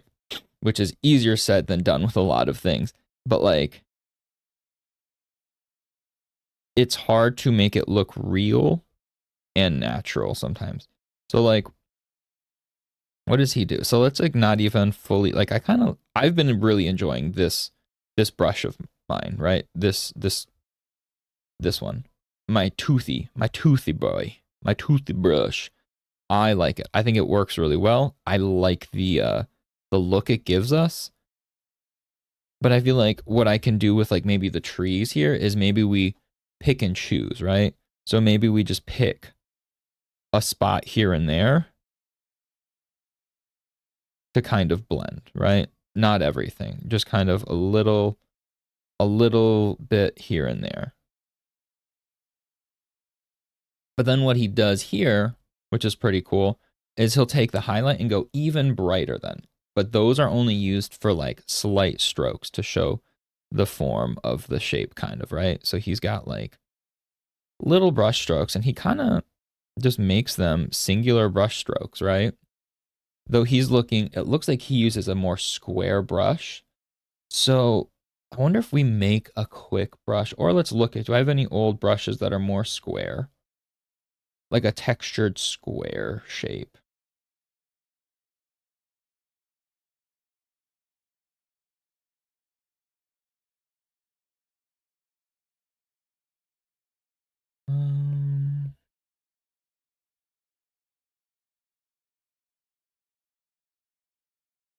Just the Copic brushes kind of work. Just for, you know, our sake of doing stuff here right now. And then he'll have everything overlap though, right? So like, looks like there's this color then kind of pops over here a little bit. So it's all a balance of just how he puts these colors throughout.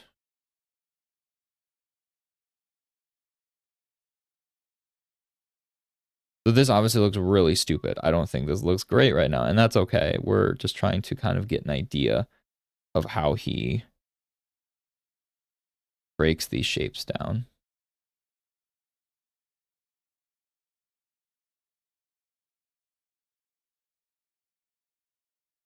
And then he doesn't, so on this tree, let's see how he does his other. So there's not a lot of outline work on his stuff in general, especially with the trees. But so looking at the tree, let's say we do like the dark. Well, we need to add like a wood color, right, for the branch. So let's just quickly grab a branch color, right, that can be sticking through. So this is the Copic brush, unfortunately, so it doesn't have as much opacity, so it does look kind of weird, but it's okay. Nobody needs to know. But what's cool too is he does this. If we look at the branch here, the branch even the branch is overlapped a little bit, right? It's like a very distinct shape of overlaps that occur to show that like, hey, this branch is kind of like obscured by other bits. I still love my liner brush though, so we're gonna keep using this bad boy, my favorite. I made you, I'm gonna use you. But I like, so what he does here is outline more. This is a thick, okay. I've noticed this with a lot of artists, right? They do more of like, not a full outline of shape, but just a nice external one, right? To help sell the 3D nature of it. And it like contrasts. Like in this instance, he's contrasting the light side with the outline, right? Which I think looks pretty cool. And then he actually changes colors of his outline, but we don't need to do that right now. We will do the brush, the outline for the branch though.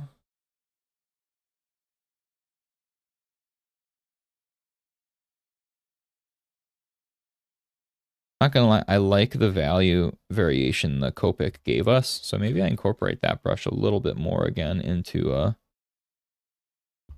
our work. I got it a while ago. I was in the mood for some reason for like trying to simulate the Copic look, the old brush, like the old markers. And I stumbled on this set and I really liked it. I just hadn't really used it much, but maybe when I do environment stuff now, I try and look at these brushes because these are fun.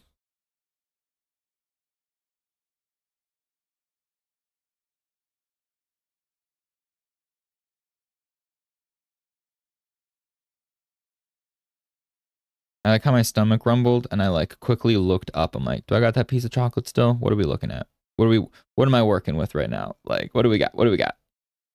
I still have one. It's okay.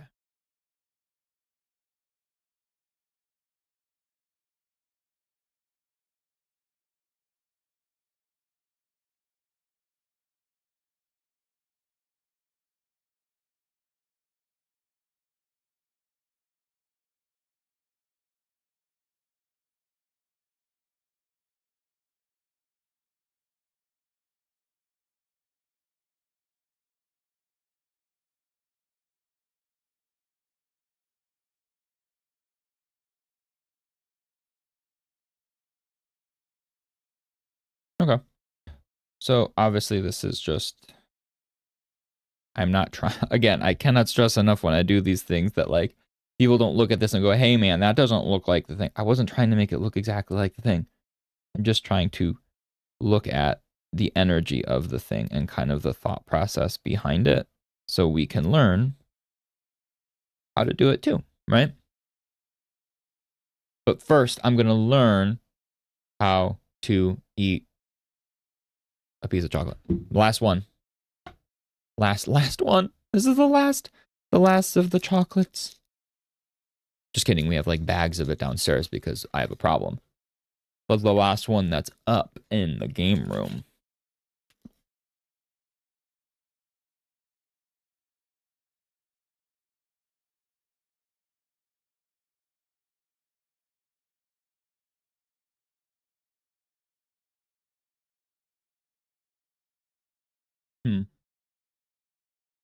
So I like this. This was fun. Let's shrink it. I don't know why I rotated it there. There's a tree. So let's look at other forms of trees he does, right? Similar energy though. So like this is like more of a willow, right? Let's grab a green again. It's more green. Okay. And let's just kind of do a similar shape, okay?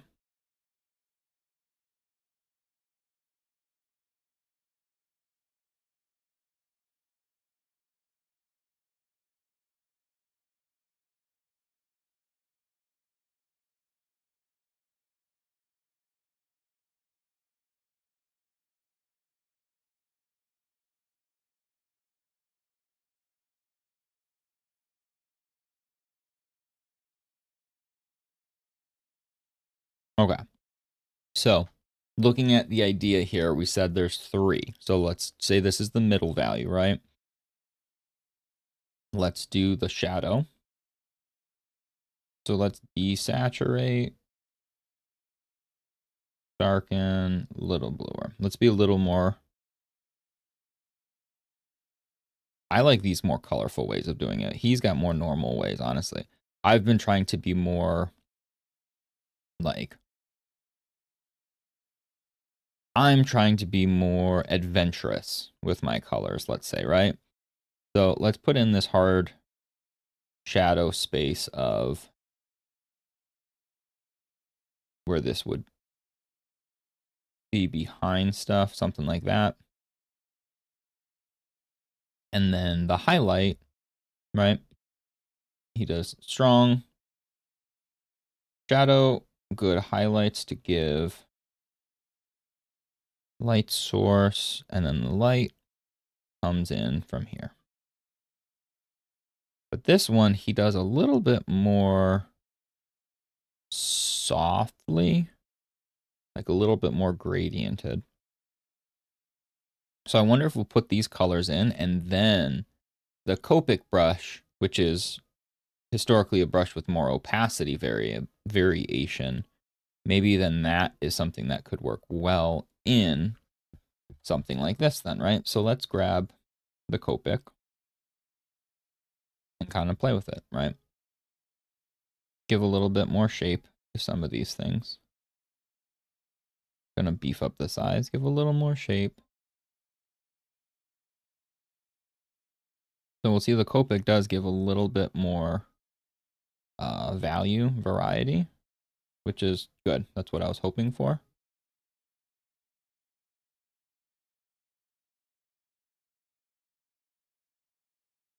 And so just carving in these things. So what's interesting is as a 3D sculptor, there's a lot of stuff that I've found the more 2D work I do, a lot of it is the same type of mindset of sculpting, right? Like you're actually carving in these values and these shapes. So that's exactly what I'm doing, right? I'm carving these pieces in so that they exist. And so like if you have a chunk, you're just kind of chunking more away, right? You're building off of that. I really like, so if you look close, this Copic has like these little bit of value discrepancy, which I think looks really good. But so this one, he does do, like I said, a more gradiented look. So let's do something like this, and let's color pick it, and then let's use this color, right? There's a good in between. So what I did is I basically dropped my marker like 50% opacity from the highlight, and I put it on the mid-tone.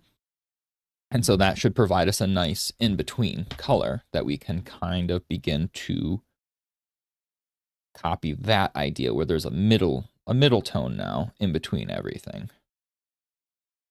And again, trying to keep, so the way he does it is very loose and very large. And I think that's something I need to be doing too, is like he's just doing singular brush strokes, right? Like these are big squares that he's just kind of smacking in.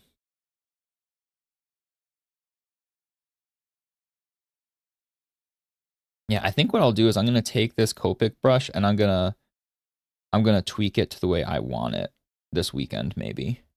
Because I really like this way of drawing with this brush, but I feel like, again, like I talk about, there's a lot of brushes that I get and I'm like, this is cool, but I want it to do a little differently. You know, like I want it to function just a smidge different for my purposes, right? And so I think going in and doing that kind of stuff will help for me.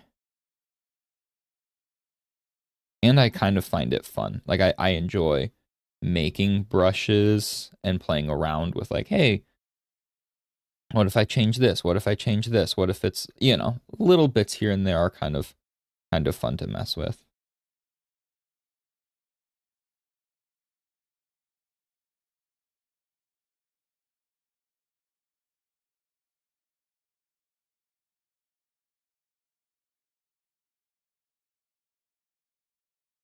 So this one's proven a little weirder for me to get the energy for.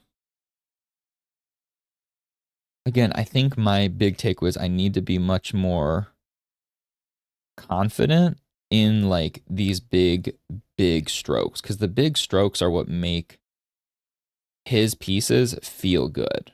They feel natural. They feel like they're moving. And again, I really like the look of this brush. So I need to change like the pressure to it, because I'd like it to be a little different. It's throwing me off the sizing of it. Anyway, let's make a brown real quick so we have some sort of branch in here. We'll keep with the Copic. And just kind of like a windy branch, right? So I know I've talked about it on stream before, but like I watched a time lapse of, I think it was an acorn turning into basically a tree. I don't know what I thought, but it's crazy that I never really thought about where roots come from, right? So the tree starts as a seed in the ground, sprouts up, and then once it starts getting bigger, it like, ooh, some of the bottom falls out and then turns around and falls into the ground. So like it builds its roots.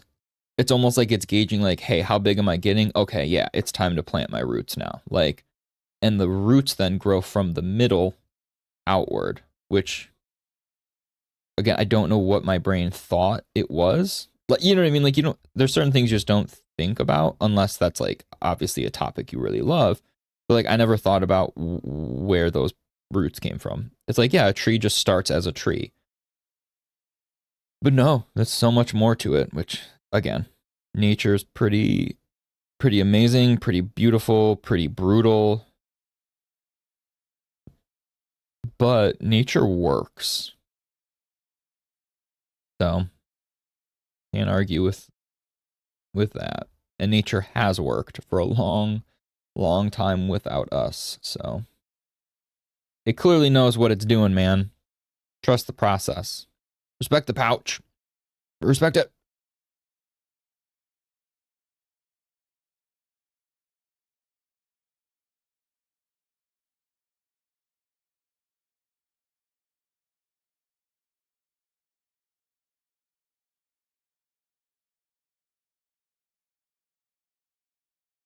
I've talked about it before on on Photoshop when you're using your brushes and the pen more specifically, when you use the pen with like an Intuos, right? I feel like I have so much more control over color picking because it's a button. I have it set to a button on the front. So like I can color pick just by tapping a button. And so color picking while in Photoshop to me is so much more organic. And that's why I struggle here doing like certain things, because I feel like having to release my pen to color pick, to double tap to color pick, and like having less distinct control over my brush, like it's harder for me to change the size on the fly. Like everything on Photoshop you have more direct control over. Not in Photoshop per se, but with the Intuos, right? I love the streamlined nature of the Apple Pencil, but if they gave me a version with a button on it, like the Wacom Pro Pens, that would be game over for me. That would be the greatest thing. Like then I would act like so layer masking and selecting and stuff like that has problems with Procreate. I don't like it. I've said that many times. I don't need to go over that again. But like if they fixed that from a software perspective, and then if they gave us an extra little oomph with the pen like that, done. The iPad's the greatest art tool ever. Like in my mind, that would make it supersede anything than Wacom. Like and PC based art creation. You know what I mean? Like right now, there is still a difference in iPad versus PC for sure. But I think that would bridge the gap in such a way that it would be like, oh, well, game over. To the victor go the spoils. I don't like Apple, but you know what? Can't argue with this kind of stuff.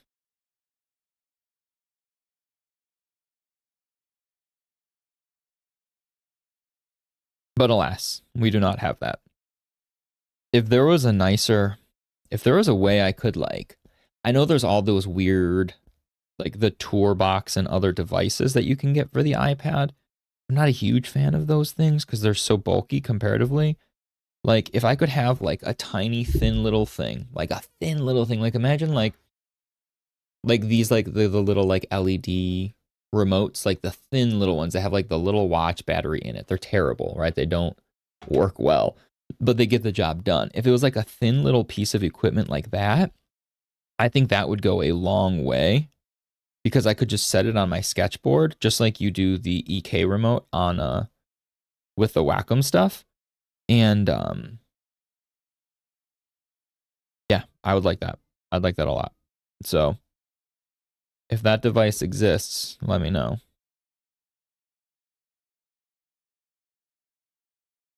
And the tour box is expensive. The tour box is like $150, which don't really care that much for it. For those that don't know, the tour box is basically like, imagine just like a little remote control. You Bluetooth connect to your iPad.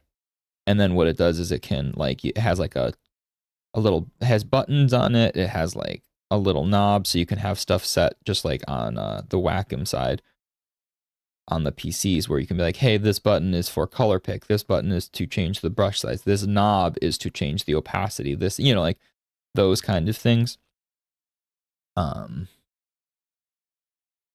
But like even the smallest one of those is like $150. And it also is too bulky for what I want. You know what I mean? It's too much for what I want. I don't want that much. I want a smaller, much smaller form factor.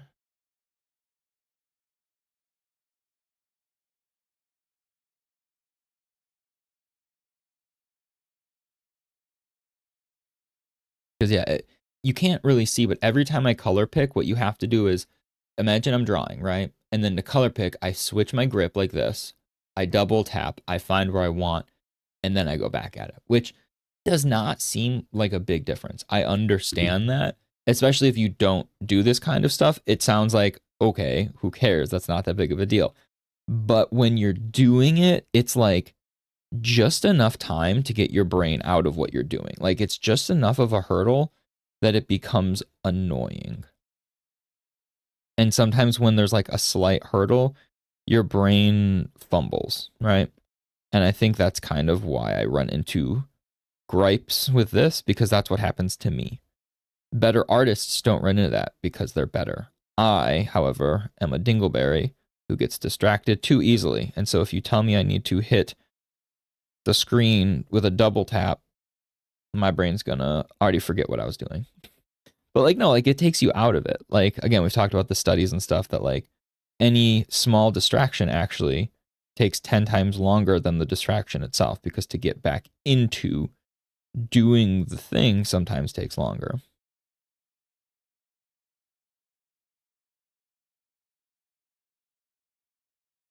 Okay, so I'm not super sold on the way I was able to handle this one.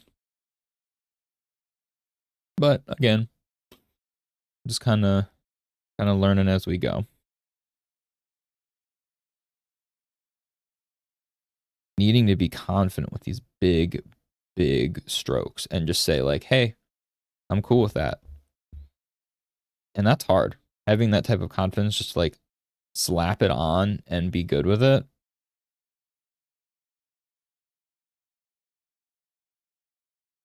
I don't got that. I don't got that confidence. But I think the color picking here in this instance of how, like, I kind of like this idea of like where I'm going to color pick and it's going to be messy and that's okay.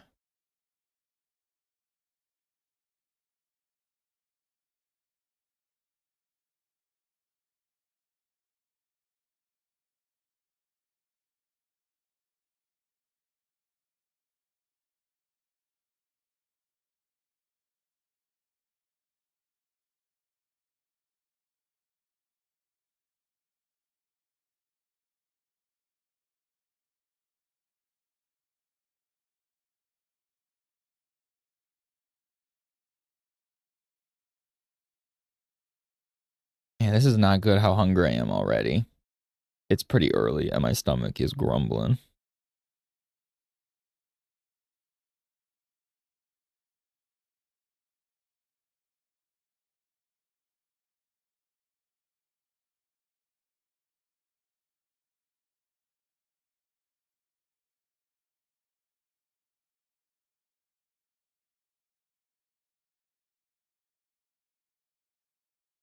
Okay.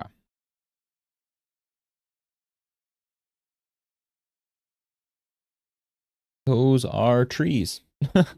Kind of. Very stylized, very cartoony trees.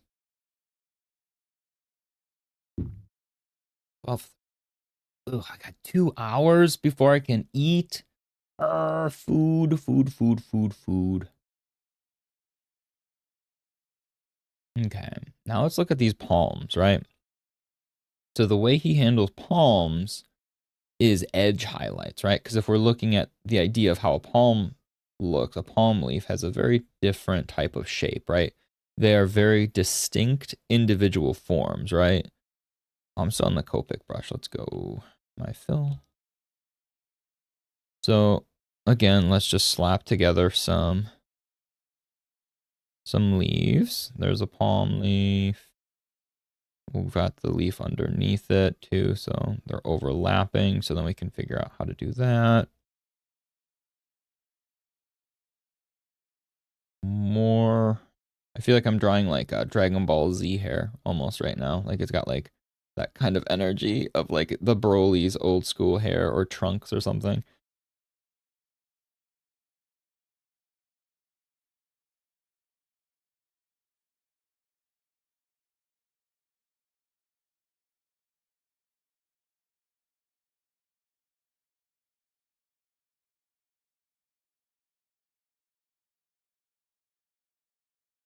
I keep needing to go back. I started watching Dragon Ball Super, and I really liked using one of my best friends gave me his what's it, Crunchyroll.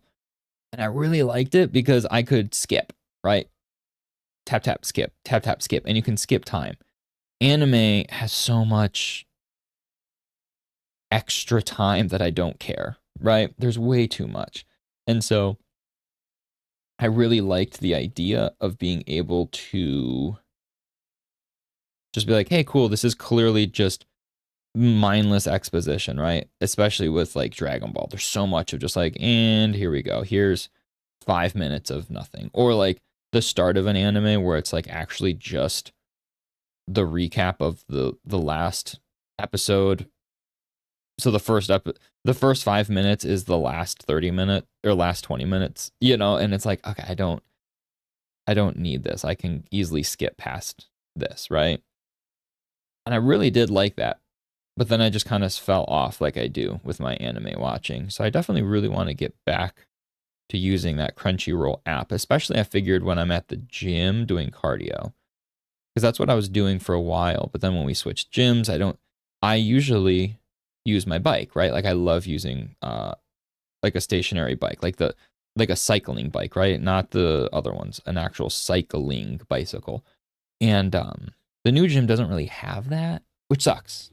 So I've been using the Stairmaster. And a Stairmaster is a little harder to navigate in terms of like setting up a phone to watch something and be able to like tap, tap, tap, tap, tap, tap, you know, like quickly move around to skip time. But I definitely need to get back into it because it was nice. I feel like I was able to pump out more episodes and there's so much content I'd like to know and have seen, but there's just it's too much. It's a lot. But okay. So looking at these palms, if this is how we're looking at everything in 3 tones, right? We're seeing the base, the shadow, the highlight. So let's grab the base. We shall desaturate, darken, and this time will be a little more subtle, okay? We're not going to go like super heavy with the color difference. Still decently though. So if this is one of the branch or one of the leaves, right? The palms, we'll kind of since these are like big overlapping things, we're really looking how he does just like strong cast shadow with the darks. Then with this, super strong cast shadows. To the point where these back leaves are basically in shadow, right? Oh shit, shoot.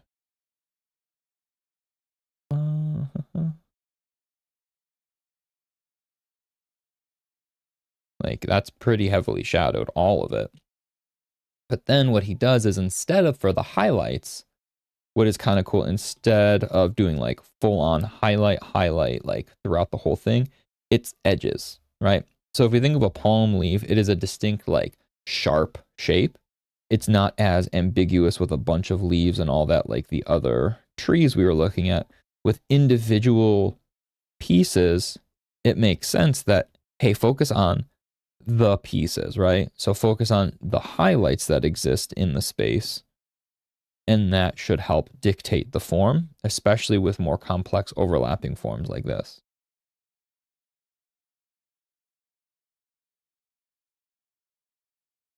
He still has like this part here, looks like it's in heavy highlight still. So it's not like you can't have things be full highlight, but more so just keeping in mind we're telling a story by, like I said, sculpting out these edges rather than being super explicit.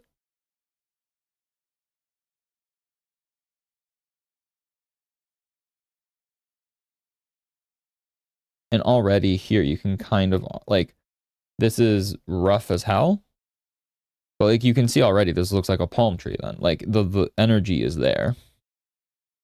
And then let's take, maybe this is what we'll do. Maybe we'll do like something like this where we'll do the heavy darks and then we'll smudge that kind of stuff to give it like a light gradient. And then on top of that, we'll go through again with the Copic brush to give more confidence and like visual strokes, right?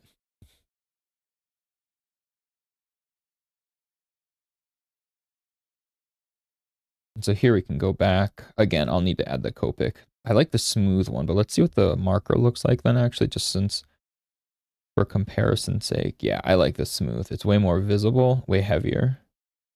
Yeah. That's the move. That's the move.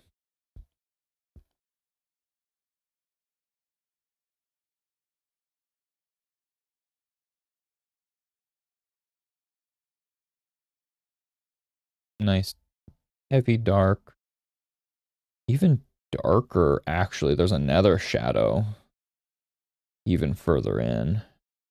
We do. Because it's like under multiple branches or under multiple leaves, right? It's under and under. So we have this real heavy shadow. Let's kind of give it two of these, like two spots of the heavy shadow. I hate when you do something and you only give it in one piece because it doesn't look right then, right? If you give a super heavy shadow, but it only exists in one little spot, that doesn't feel balanced, right? All of a sudden it's like, well, that's way too dark in that one area and nowhere else. So if you have the opportunity, balance the colors in such a way that like it feels more natural rather than being super, super heavy dark or vice versa. But so what's interesting too, if we look at the way his strokes go, they are, we've talked about this before with other pieces, they follow the form, right? So this piece is obviously curving. And so doing these large strokes following the curve helps sell the shape. Otherwise, it's like a big old flat piece. But if we, with our brush strokes, follow this curve a little bit better, it looks a little more shapely, right? It feels like it's moving without actually, obviously, it's a flat image, you guys. It's not moving. Spoiler alert, if you thought it was moving, I don't know. But that's the magic.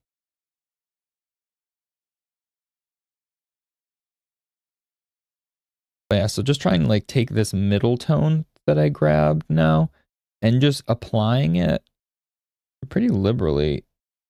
around the shape, right? Following the contours so that it feels organic.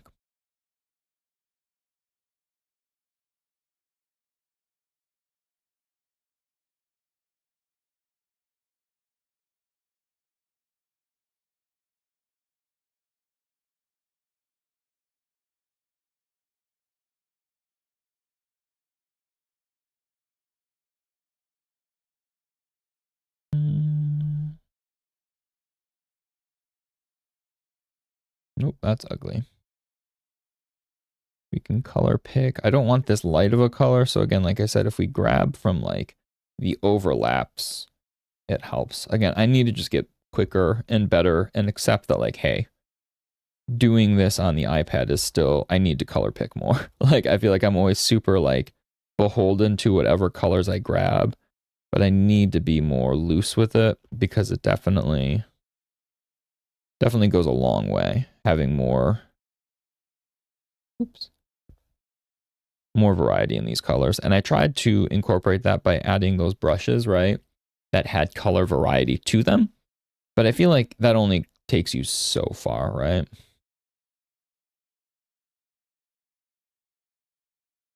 So again, trying to, as soon as I keep drawing, my brain goes, no, think big.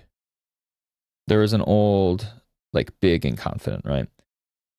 There was a cartoon called Doug growing up, and he would go into like musical numbers in his head and stuff. And there was one where it was called Think Big. Think big. Come on, think big. And that's where my brain goes. To Doug Funny and thinking big, baby. So what he'll do now is, now that the shapes are there, it looks like he'll take again these very conscious use of outlines, right? And I think that's where I need to learn too, is being smoother and more efficient with my lines. Because I feel like I always err on making it so big, right? I've been tainted by old comic books with just those thick inks, which definitely have merit. But the way I've been trying to grow and do more, I don't necessarily like having that style. And again, style is the most ambiguous statement of all time in art, because style is just kind of whatever the hell you're doing, right? And style, you don't find style. You don't find your way of making a mark. It finds you, right? You just keep doing stuff and you practice in ways that you like, that maybe it adapts to your way then. Like maybe it makes sense for you. And that's, whenever I do these studies, that's basically what I'm doing, right? Is I'm trying to look at ways other people look at things and incorporate that logic and that way of thought into what I do. Not saying I'm copying it in the end. Like obviously in the moment, yeah, I'm pretty much just copying this, like taking the ideas. But in the end, it's all about folding it in to your own mindscape.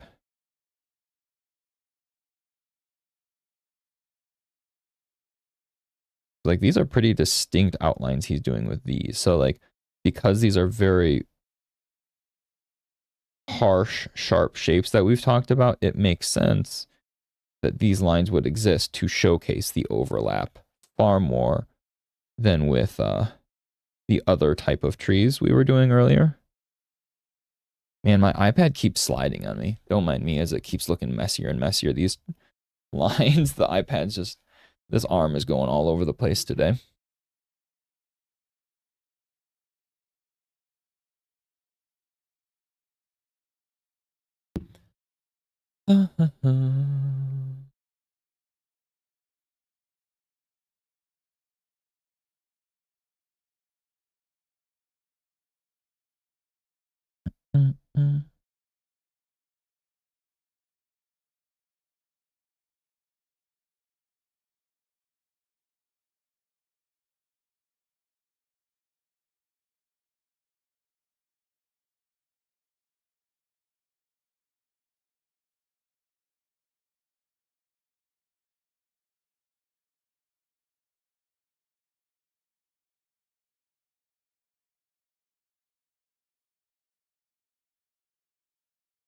I feel like I want to draw more of like the center line for a couple of these, like the fold, the crease in the leaf.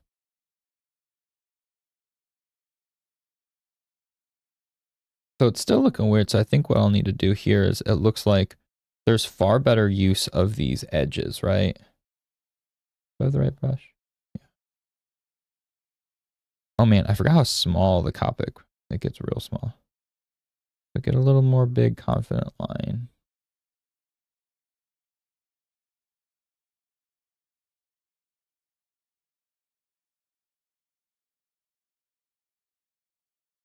Again, far easier said than done with saying just, yeah, do a big, confident line. Well, you gotta fake it till you make it, right? That's a phrase I use probably far too much. It's fake it till you make it, right? If you're not confident, that's too damn bad. Guess what you gotta do? You gotta fake it until you make it. You don't just get it, right? You have to just pretend you have it. And then eventually, you're not pretending.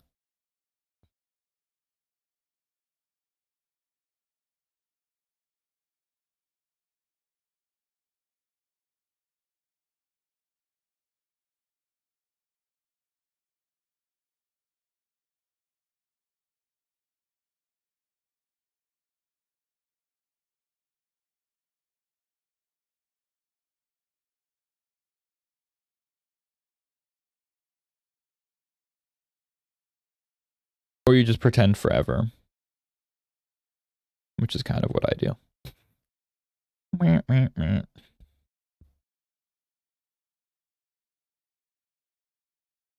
So his are much smoother, and that's great for him.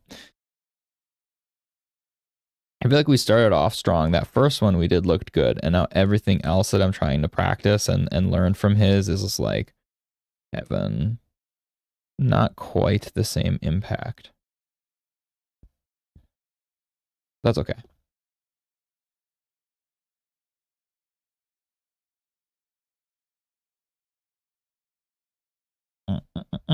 Let's do the tree branch real quick. Desaturate, darken it a little. Yeah, real dark there. Am I still on the Copic brush? I am.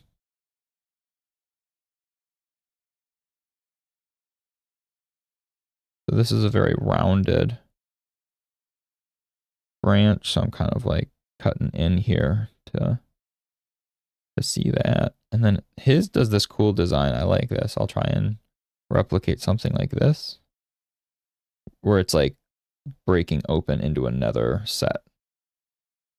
Like where it's the branch is just like, almost like it's regrowing out of another seed each time. That's pretty wild looking.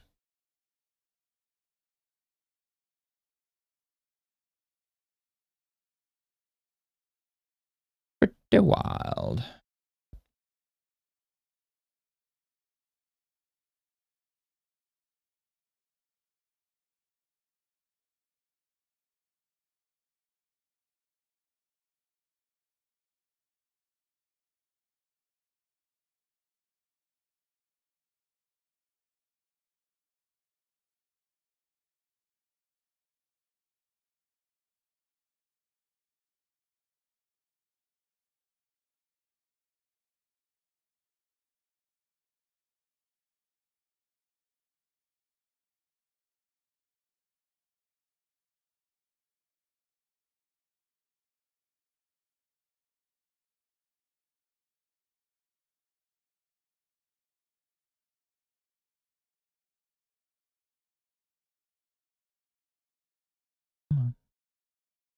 Oy, I wonder if I can change like the settings too on the iPad for like, or for Procreate.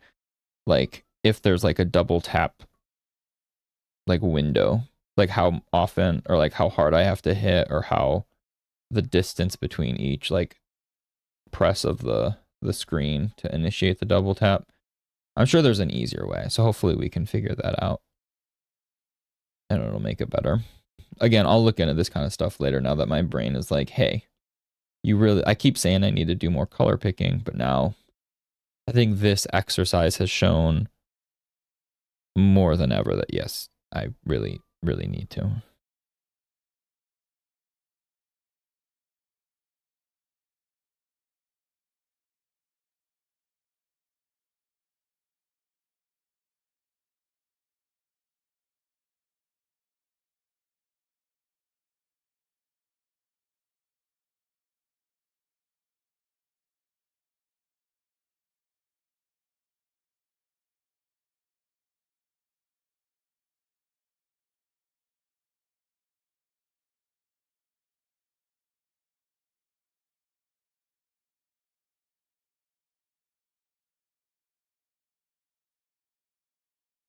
I do like, so I'm trying to, again, I do like heavy shadows and heavy line work still. We know this of me.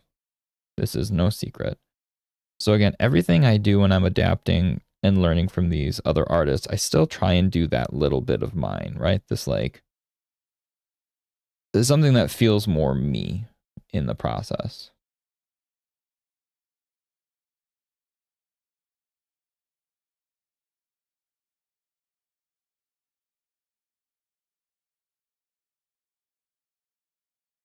And more me is doing that kind of like line worky inked shadow. Even if this instance where like this shadow is actually lighter than the darkest shadow, it still reads correct.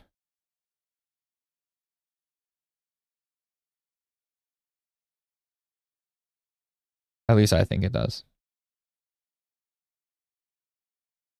And one thing too that's worth noting, none of these have been like, this is all the same layer. I'm not doing anything outside of one single layer. So everything's just mixed in. There's no clean structure to any of this. It's just kind of by the seat of my pants, which is how I like to do all of my studies, really. Like layering stuff and too much organization with studying is, in my mind, detrimental, right? When I used to study when I was younger, you know what I had? A piece of paper. I grabbed a manga, a comic book, something I liked, and a big sketch pad, or sometimes legitimately a singular piece of paper, and you just draw. And there's no layers, there's no nothing. You just go in. And I think that helps for a lot of things, but especially when I'm trying to like study and kind of activate my brain in a different way. Like your brain is always doing stuff when you're making art, but there's something different about being receptive to try and think outside of the box and understand bits versus like doing a thing you already know and you're just painting or you're just sketching in like the human form. Like two different mindsets.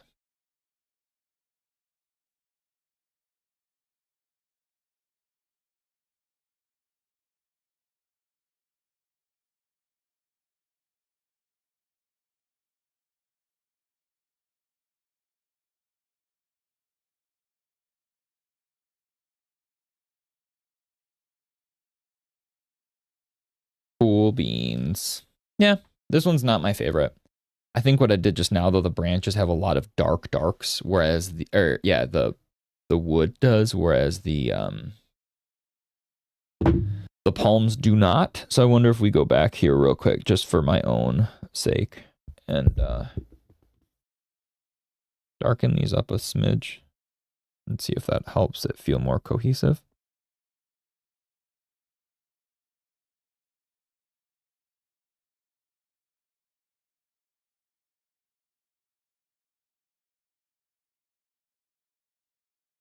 Like I said, here's where I'm breaking the mold of what we're looking at with his study. I'm just kind of trying to do my little etchiness in here to help. I don't know. I just want to. There's a way of studying and a way of adapting. And right now I'm trying to do the adapting. Adapting? Adapting. I was going to say adaption, but that's not quite the word I wanted.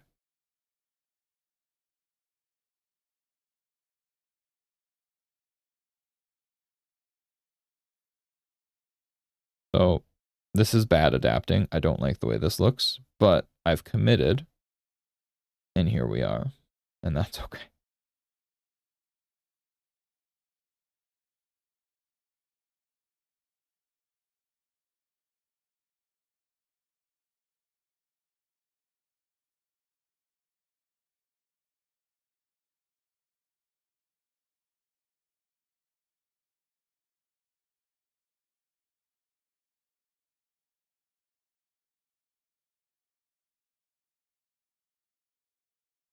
Okay, I think we can call that done. I don't like it.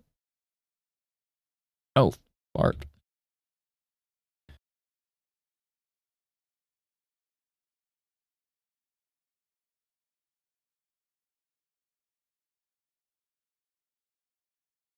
Yeah, the inner lines don't look as good. So I think I really need to get, so looking at what I like about these versus what I don't like about the other one is the inner lines need to be more natural feeling, right? And I think that's a good takeaway, that the inner lines can exist, but they can't be as harsh as I like them to be.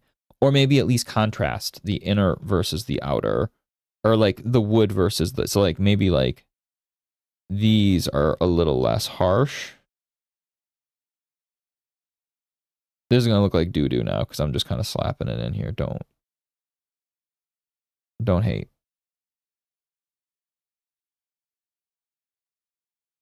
But like, do you see what I mean? Like maybe softening the really dark darks on part of it so there's contrast, right? So then the tree branches have the hard contrast. Again, not a huge fan, but I think it's because I don't like the texture of this then, so I feel like I need to go back over with the Copic and kind of just like smooth out through form. And like I said, like having these big strokes just feels so graphic in a fun, very visually interesting way, I think.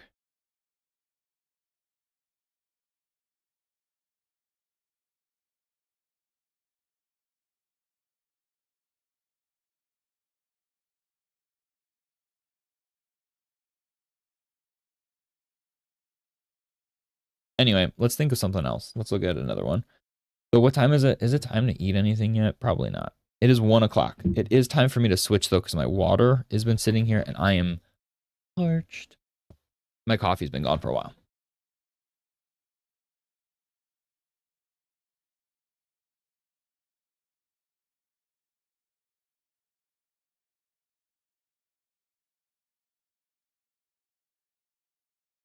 Do you like me repping my Mickey Mouse hoodie? Can't grab this wrap. There's Disney everywhere in this house. You can't go anywhere without seeing Disney, really, in this.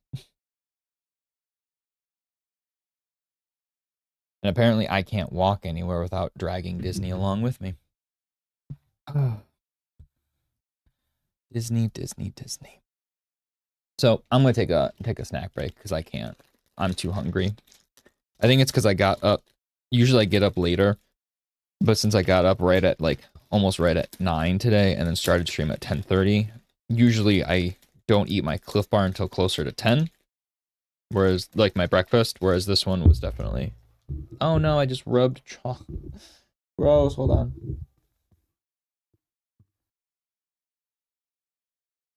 That's super gross. So it's a. All right, I'm gonna need to wash that later. Ew. It's like a tethered cable, right, for my microphone. It's really nice. I bumped the edge where there's like the rubber cap stop on it, and this nut bar with dark chocolate smushed right onto it and went right in the crack. Nobody likes chocolate in your crack, but it's hard to get off because it's a tethered, like a really nice, like ropey material. Oh well, I'll clean it later.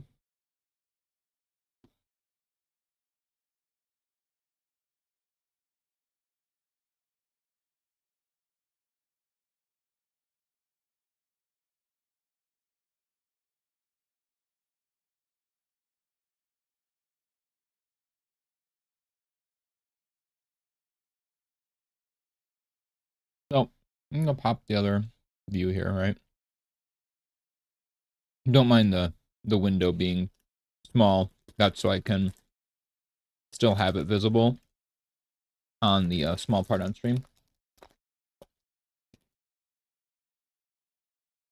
Oh,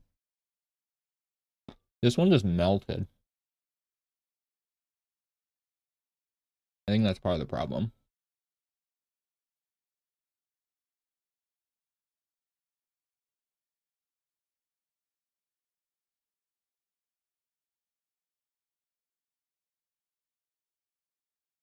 But no, one of the things that I'm seeing with a lot of these environmental pieces, right? With both artists, not just the one, and a lot that we've looked at in general. Like, look at this. This is 3 values for most, right? Look at these branches. We got 1, highlight, base, and shadow. Highlight, base, shadow. There's difference, don't get me wrong. But even look at these rocks. Highlight, base, shadow. 3 tones is what a lot of these environment pieces utilize. And in a very graphic way. Because they are complex shapes. And you can't just draw every branch, draw every leaf, draw every, draw every crevasse in the rocks and the mountains. Like, you can't do that. And so it looks like this simplification comes in way of just kind of, at most, basically just picking 3 values with your color, right? Even this tree that looks like it's more detailed, if you look, it shows 1, 2, 3. 3 colors. Let's look at this one. This one looks like it would have more, right? But no, if we look close, look, and these are palm leaves. We were just doing palm, right? There's like base, shadow, and highlight. There's really not too much. I feel like that simplification is key with a lot of this to go a long way. And like, yes, when I say there's 3, there's in between, obviously. But really, if your brain is trying to wrap around how to handle it, having 3 and then maybe adding a little bit in here and there is fine. But at the base, having 3 is important. But what's interesting, I'm looking at like stuff like this, right? Look at this wood. Remember when we talked about the terminating line? Terminating line is the line that exists between usually skin, right? Between a lit and a shadowed area. It's usually a far more saturated color that exists at the seam, because that's just the phenomenon of light, how that works, especially on skin. But it looks like these pieces, some of these actually utilize that on cool colors, but also more predominantly on warmer colors. So things like the browns and stuff like that have a little bit more of terminating lines than I would have expected. So maybe that's a general rule we can kind of throw in, is that warmer colors are more akin to have terminating lines.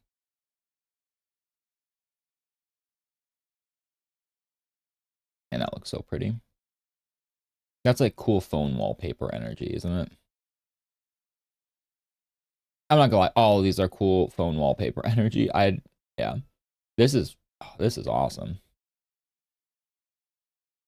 If this were more formatted for a phone, I probably would actually pop that. I think I've got like it's usually like some sort of comic book thing as backgrounds. I think it's like Marvel versus Capcom, the collection, and a Marvel Rivals thing, just like my TV or my computer wallpapers. But yeah, all these are pretty much three colors. And really, like, none of the branches, none of the leaves, other than like distinct big leaves, right? Like we established with the palms, nobody does individual, right? It looks like you can be a little bit more tricky with the branches, and then the trees or the grass or the bush or whatever is just big. big shapes. Think in big shapes first. And then carve in the smaller detail like this. So like even grass, let's just look here, the way that like Etienne here has done grass. Or there was another spot I saw grass, like here. That's not Etienne then, but the same idea, right? It's basically the very same idea as the trees that we were working with, right? That we just kind of, it's like, okay, what is the energy for the grass that we want? And let's just pick a green. And let's say like the grass exists, oopsies, in a space like this, right? We'll actually, here, let's do kind of how they do. It'll be like grass onset against like a wooden piece, right? So let's do that just for our own sake. So let's say this is like the corner of the picture, okay? So it's like flat-ish. And then here, let's say is, instead of a branch, then let's make it like a fence, right? So we're just going to copy the same idea here. So he's got like, just so we have a natural break of things to look at. Like, you know, so the grass has something to go against. Quickly just slapping on these colors just for, oh, that's way too dark though. Again, I've been getting a little too overzealous with my colors, which isn't, you know, the worst thing.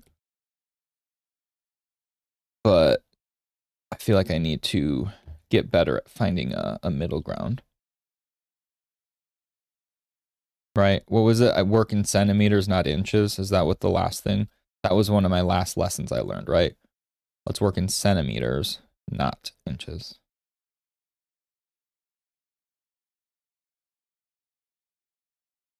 So I'm just popping in like fence posts, right? These don't need to be perfect.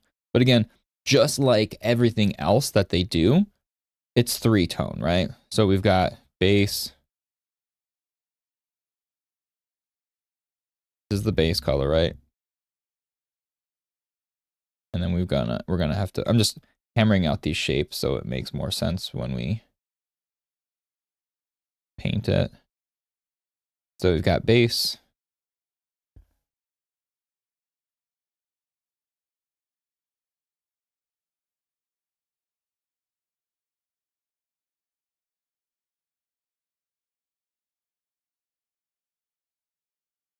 Lap of the base. Not the same base. So in Fortnite, there are jam tracks. So like you can play, which is pretty wild how it works. You can take an audio track from like an existing thing, right? So you get like, you can buy songs, right? It's one of their monetization things. Let's say you buy a song. I can play it then on drums. It's like percussion, vocals, lead, or bass. Those are the 3 options. Because obviously it varies. It's not like necessarily bass guitar always, or just a traditional drum set or this and that, right? So those are the 3 categories you can kind of pick. So when you're doing that, what's cool is you can play with your friends, right? So if I'm going to play a song, I can play it on drums. And you can change the tempo, you can change the key. And so while you're doing that, someone else can jump in and do the same thing, but with a different song. So theirs might be like completely different, but the way that their system works is it sometimes makes bangers. Like they sound really friggin' good. And I've become a sucker because there's too many cosmetics in the game, right? I have way too much. I don't even use half of the things I own in that game. So why spend money on like more visual things I'm not going to use, right? So I barely buy any skins anymore, unless it's like a very distinct IP that I'm like, oh man, like the Ninja Turtles, when they do the second wave, it's leaked that it'll be like Bebop and Rocksteady or a Foot Soldier or something like, or Casey Jones. I'm sorry. I think it was Bebop, Rocksteady, and Casey Jones. I'd be like, sold. No questions asked, right? But the real thing that gets me now is the music, because suddenly I'm like, ooh, I like this. I think we could jam out with that, because that's like what me and my buddies kind of mess with now, are the silly, silly music tracks. And so we end up getting way too much of them, I feel like, over the course of the lifetime now. But it's funny because like I've got like multiple Backstreet Boys ones because they're fun. It's super silly, and you can have a lot of fun and make some cool mixes with it. So I've got like Outkast and Backstreet Boys and all these things. But the other day they gave us with like a set of challenges. It was a free one. We got a free one. Didn't have to buy it. But joke's on them, because I would have bought it in a heartbeat. It is Dragon Force Through the Fire and Flames, which anybody who grew up in the 2000s with Guitar Hero knows Dragon Force from that alone, right? You don't even need to know much else from Dragon Force. You know Through the Fire and Flames. It is an insane song. It's so good. And the guitar tracks are phenomenal. And so I was so stoked. I was like, you fools, you gave me this for free. This is one of the few things I actually would have bought in Fortnite now. Like, I haven't in a while, but that's one I would have. You fools, you gave me this for free? But yeah, so we were jamming out in like whenever we like knock out a team or get a win, or just like waiting for the next match. And like some of them with the Fire and Flames were like, dude, I want this as like an actual like song. I want this on Spotify. I want to listen to this. Like, I'm super in on whatever they are selling me right now.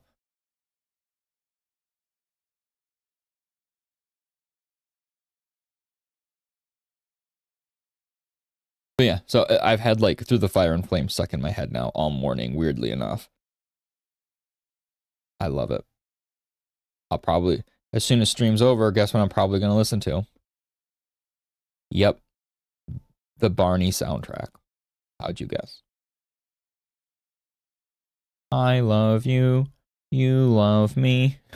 We're a happy family with a great big hug and a kiss from me to you. That's kind of, I didn't think I'd remember the, won't you say you love me too? Yeah. That's what you get for listening to Barney not only as a kid, but then having two younger siblings who always had Barney on. I like how I said we're going to do grass, and now I'm just like drawing wood. There was a it was like a Valentine's Day Barney, and like a VHS, like we had all the VHSs, and the one was a Valentine's Day one, and I remember that was on all the time, like past my time, like it was my siblings, like they always had, it was one that was always on for them. And my goodness, yikes, it was the one, it's still in my vernacular. It was like a dessert queen lady with this like Valentine's Day thing, and her statement, obviously there's like an old phrase, oh my stars and hearts, right? Like, oh my goodness, oh my stars and hearts, like you're seeing, you know, my stars and hearts. Well, she tweaked it where she goes, oh my stars and tarts, because she was all dessert based.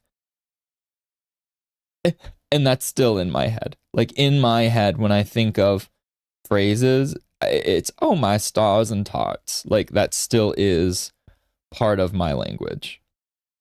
So thanks, early 2000s Barney, and my sister's listening to that all the time.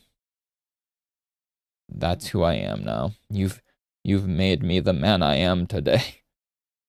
My stars and tots.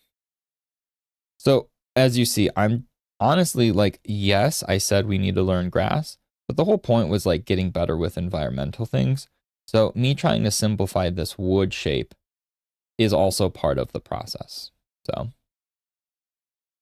I'm just doing this first now, just because that's just what happened.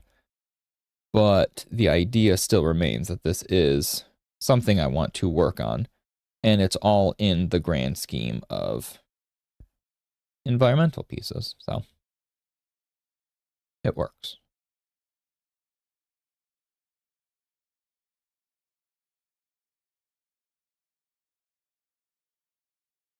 But yeah, we'll work on the grass in just a second now.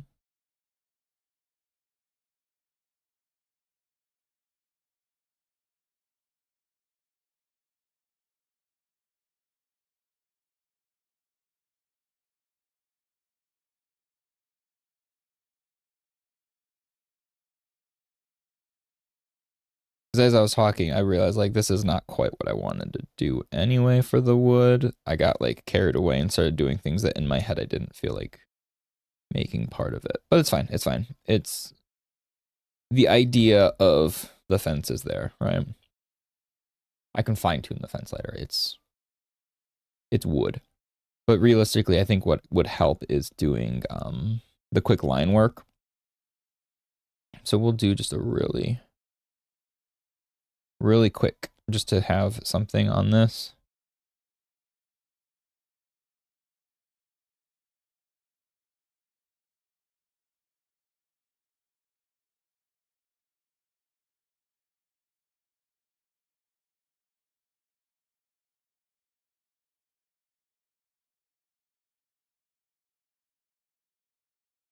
Does that look okay?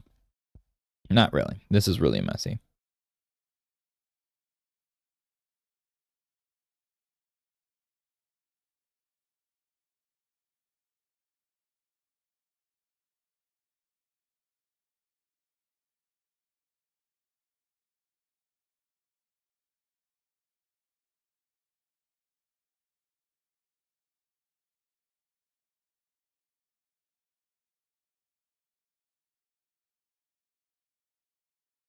Like right there, I was double tapping. I'm like holding and nothing happens. I think that's part of my frustration with the double tap for this kind of stuff too, is that it's like, well, if it's not even going to work properly each time, it's a pain in my butt.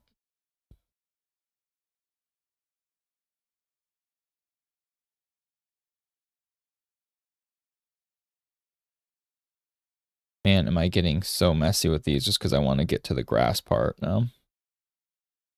Whoopsies. Maybe we'll come back to the fence later and actually draw it nicely.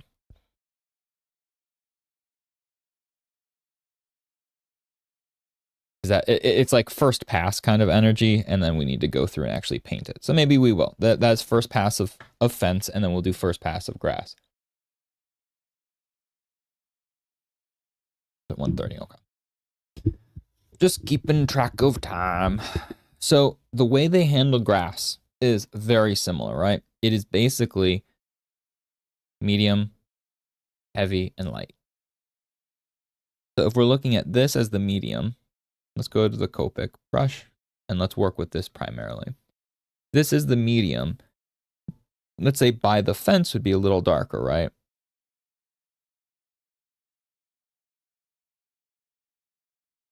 And so how dark do we go? Let's see.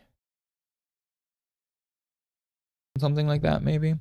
So for the outline, though, I feel like we need a little more opaque of a brush. So basically what they do is simplify this grass, right, into just these little curve, like little edges, right? There's nothing too intense about these. If you look, it's just cute little bloop, bloop. Imagine what you would think of with a cartoon grass, right? Like these small little edges.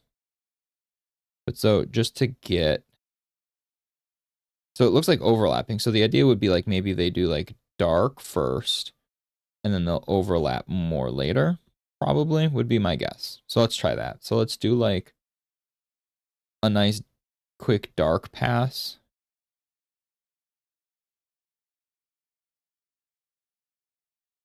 And then just start overlapping in a second, right? So we'll do this.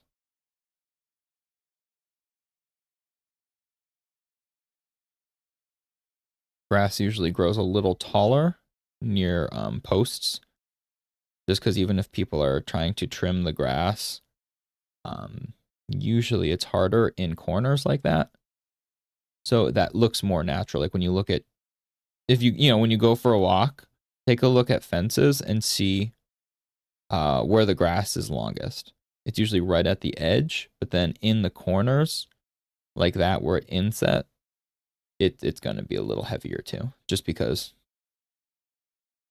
that's how mowing the grass works. And this is obviously like a kept lawn here. So it looks like there's like a layer then, right? So a layer of this, and let's kind of give it that little treatment. And then they go through and have an in between. So let's take that dark color we had, right? Drop it, and let's pick something like this would work, right? Let's make it a little darker. Let's color pick this. Now let's see what this looks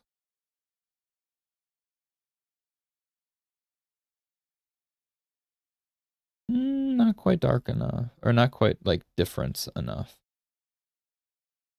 Yeah, you can kind of tell. Okay. So then if we go through and do the same kind of idea, like it's just little bits and bobs, right? A little bit of grass here.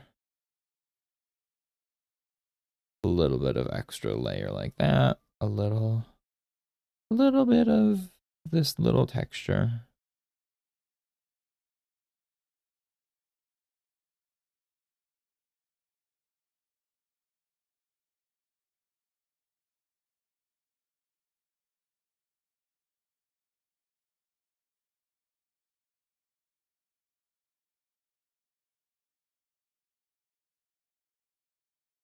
Getting very messy and loose on this grass now on purpose. Because this is kind of bleeding in now to the middle tone here. So I'm going to drop the opacity and just kind of hit with some messiness, right? It's grass, so obviously it's like there's little pockets of highlights and not. So if you just kind of get a little messy with it, I feel like that might look okay. And it seems like it to me.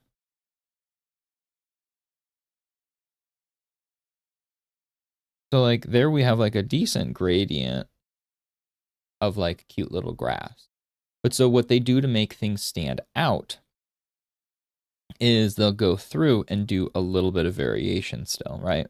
So now let's go back and let's take the lighter color and make it a little bit more saturated, a little more yellow, but then a little bit brighter. Let's see. That's a good color. I like this. And so now they do like little pockets, right? That brush is a little too thick still.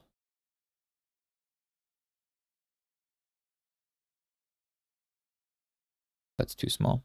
Again, trying to find this line, fine line of confident, thick, chunky strokes versus like too thin and anal looking. And I think that's what is really striking about like good cartoony grass like this that they do, is that it's confident, like we've talked about, right? They're confident, thick, chunky little parts that they do. So that's a little too big. So they don't, I think maybe mine's a little too bright. That's the problem, right? We're going a little too intense, so let's lighten it just a smidge instead. There we go. That looks more natural, because you don't want it to be like neon green like that one was, right?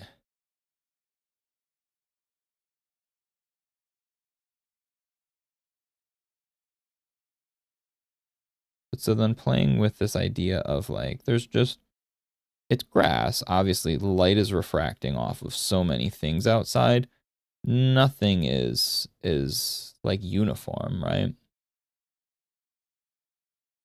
But then maybe closer to the viewer, maybe we can bump up the stroke sizes for some of these.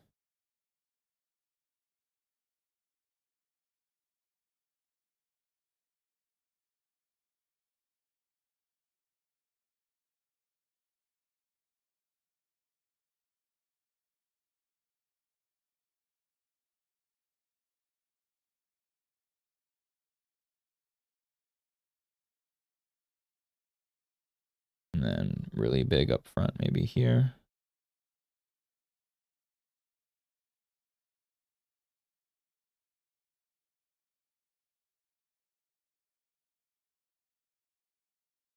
But so that already feels a lot more playful and alive, right?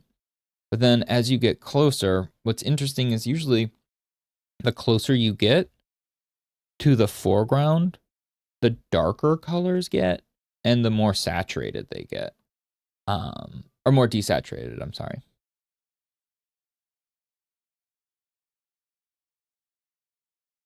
So let's kind of, maybe not that dark. It's a little too dark. And then as we see closer, then we've got some darker bits as the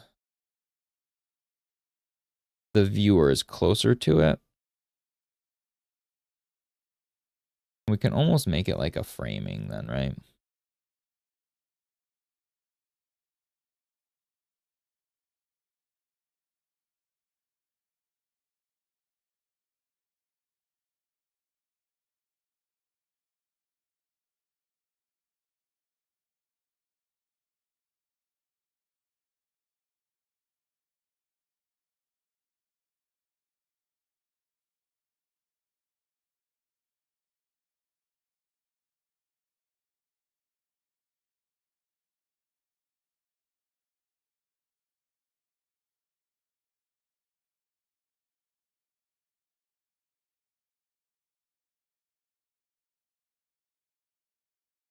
Maybe we can hit just a little bit in the darker areas, like we said, just so those colors are balanced, so they don't just exist in one spot.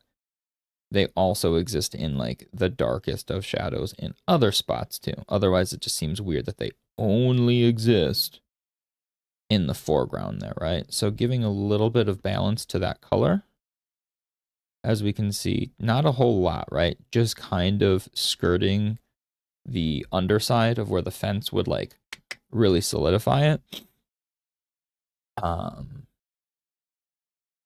Then let's grab, so now let's do like a middle tone. So if this is this, what if we just make it like a slightly different hue instead? We're not changing the lightness too much. We're just going to change it to be like a little different, little bluer. Just a little, that's too much.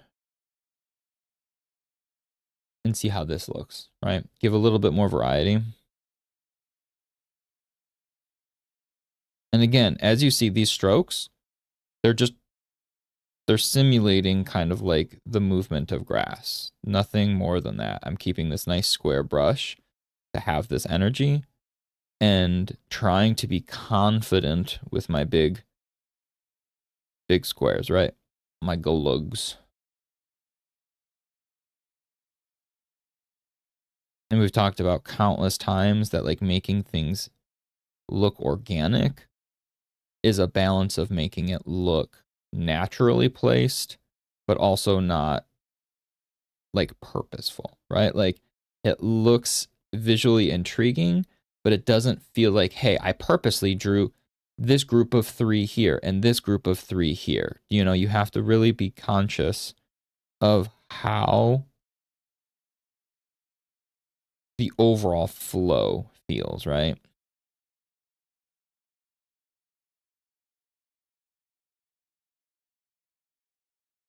So now since I have so many of these colors, I can just kind of like color pick away, right?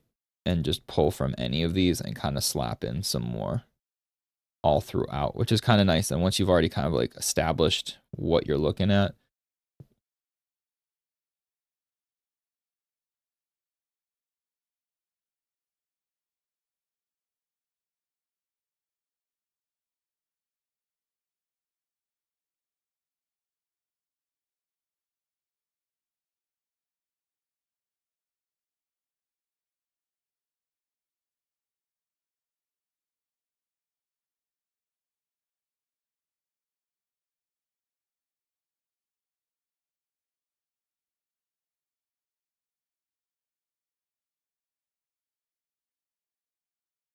Since I made another darker color, I'm trying to then be even more like careful with it, but I still need to incorporate this darker one then.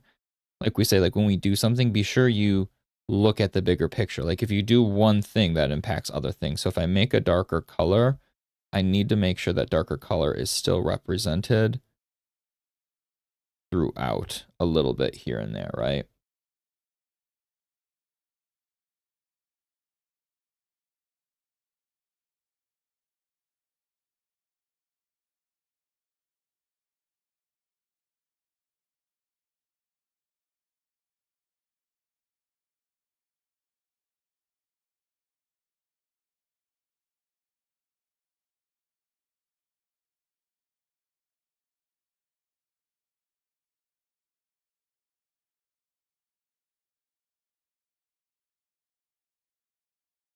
Mm-hmm.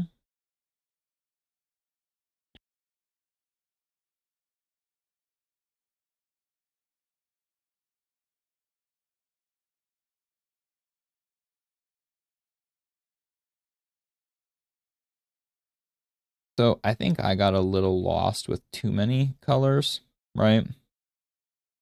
But again, this is my first try to do this, so it's okay.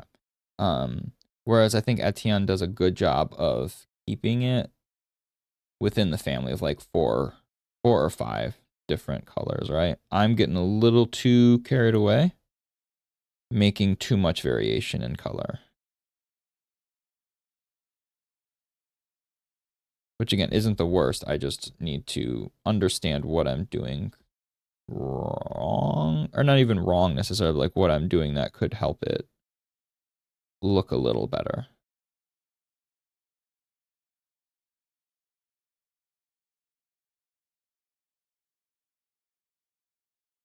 But yeah, that's some grass.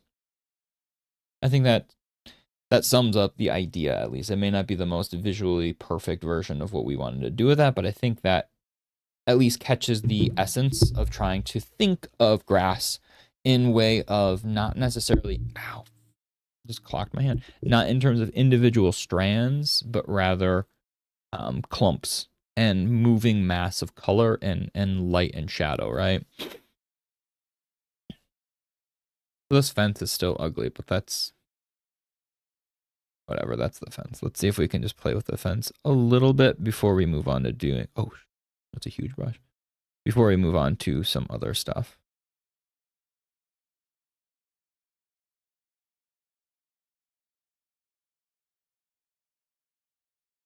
So we are nearing, I think, what is it, like 145, I'm guessing at this point? 140-ish, what is it?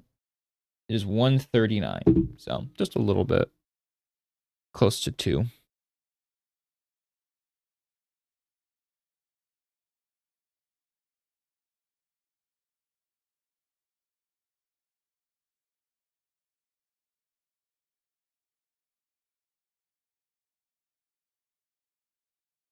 Like I said, all this is one layer, so when I'm like smudging the brown right now, it's like very easily smudging the green too, so I'm just doing a thing.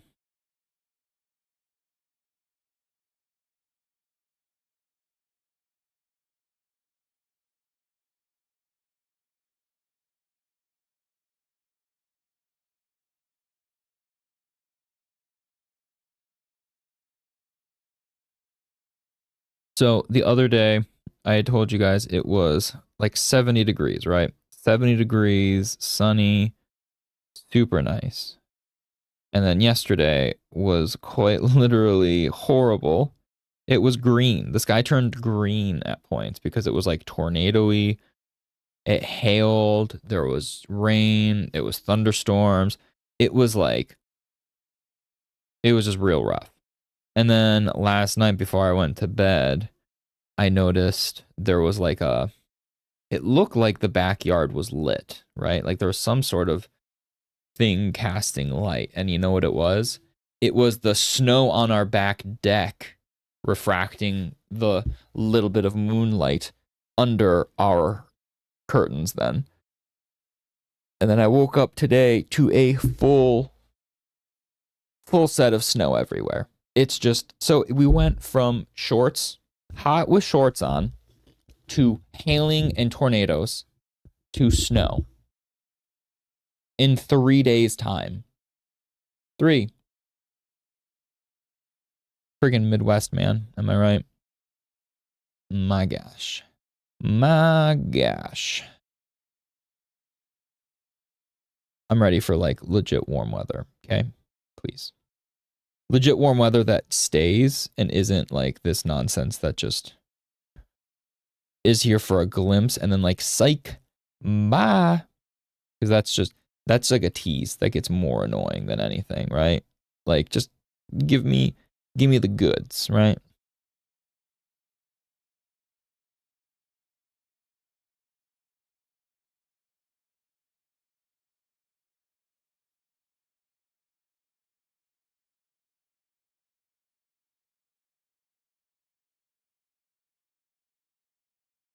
That said, the snow's already kind of melting, which is good. I had thought my girlfriend shoveled this morning. I was like, wow, thanks for shoveling. And she's like, nope, I didn't. I just waited because it looked like it was warm enough and I didn't want to shovel. So it melted enough. So that was good, at least, that it's not like there's not much staying power, I guess, with the snow. But the fact that it exists at all is annoying. And ironic because we had just talked about on stream the other day the idea of the Midwest and when and how to put away your winter attire. So even when you think it's done snowing, it's probably not.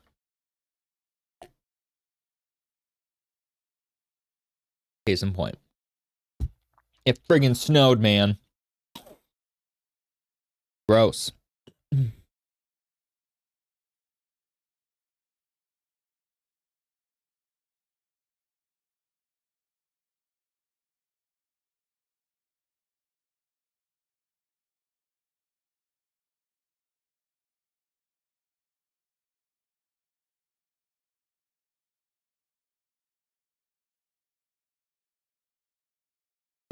So I like kind of what it looks like he does is he'll take the darker color of the shadow, and that's the internal line for the wood.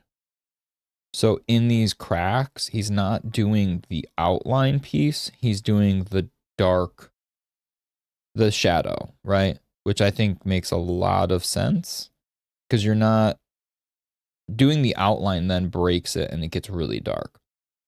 But if you're more so just taking these shadow colors and building in these cracks that way, it looks less jarring and more natural.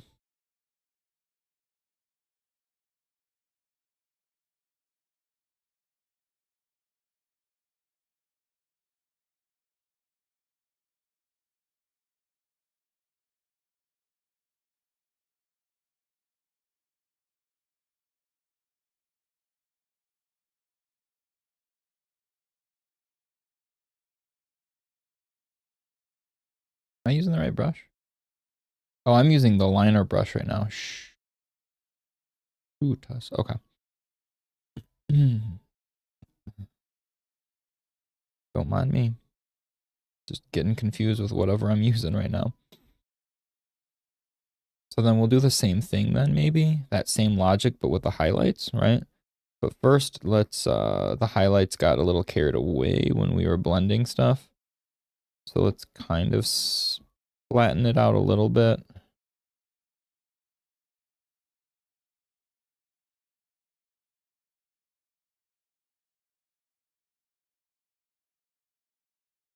But now the highlights can actually have more oomph.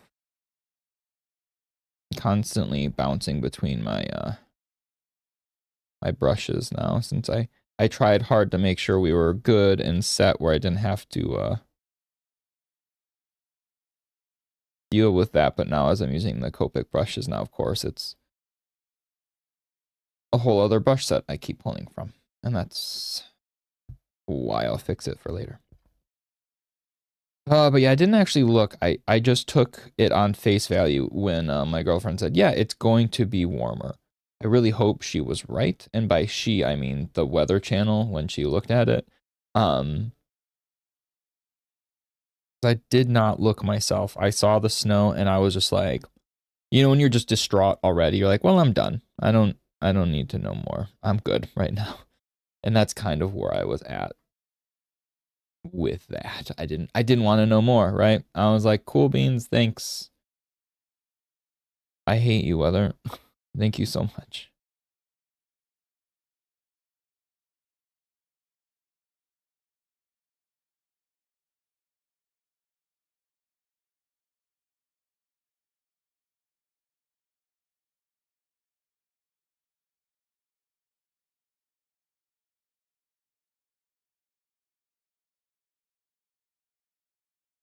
Just trying to organically kind of put in some of these like little bits of cracks in the wood. Again, taking that same idea of using the already established color in the shadow and incorporating that in the cracks or inner outlines of sorts, right?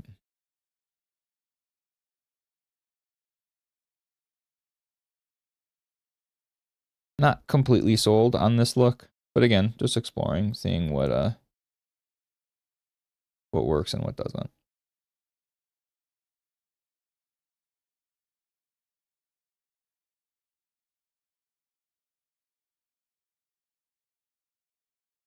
Yeah, and I don't think this does. That's a bummer. Oh well. The one thing that's interesting with wood is always that like when you have cracks, what you normally will have right beside the crack then is also a highlight. Because the way the wood is so sharp and angular that if a crack exists, that means that part is probably sticking out then too, right? Like it's usually bending outward. So it's going to catch the edge of the light a little more than the surrounding piece of wood because it's sticking out just a little bit. So it's usually wood. You can simplify by doing like a hard shape of a crack and then a nice highlight on top of that.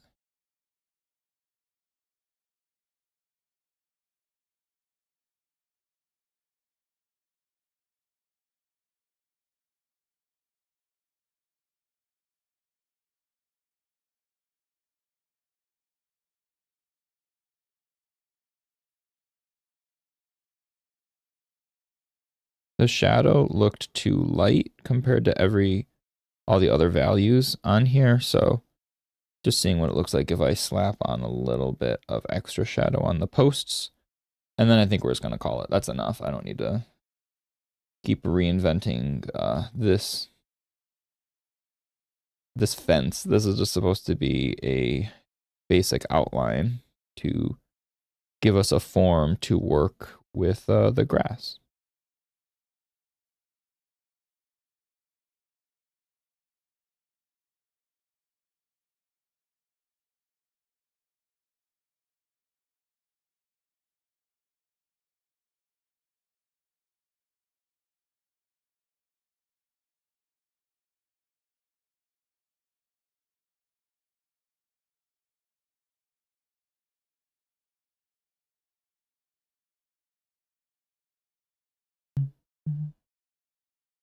So when I mentioned the contrast of light and dark with fence and with wood, it was kind of bugging me here that because there's the highlight that exists from the top, right, where the top of the fence is getting lit, the plane shift, technically the countering side there would be in a little bit more shadow comparatively. Because usually, again, like I said, it's a constant balance of highlight and shadow with most wood. And that is no different there.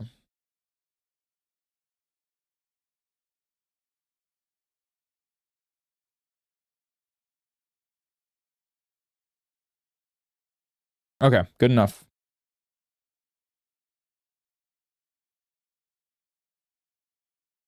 Look at all these beautiful environment things we've done. That's kind of, we didn't do a lot, so let's just jam them together So when I zoom in and thumbnail it, it looks like a lot, right? Pro tips, pro tips.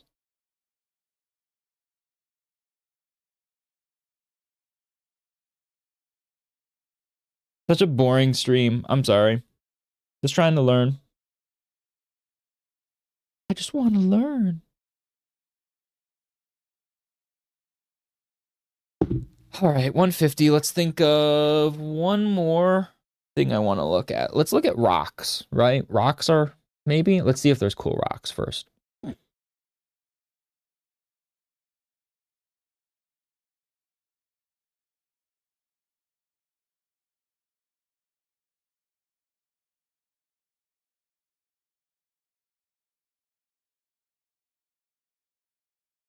There's a lot of cool stuff.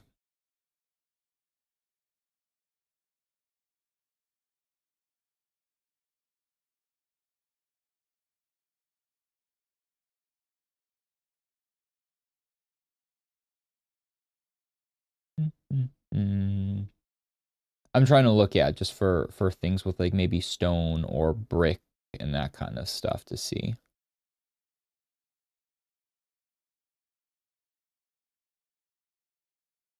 I do like this. This is stuff that I definitely would like to study more of and practice. I think this is a skill set that will obviously help with illustrative purposes. Like, yes, I like drawing characters, but I feel very stifled when that's all I end up drawing. And then when I try and branch out and do environments, I get frustrated because my brain just doesn't know what the heck it's doing. Where is some good stone? Rock and stone.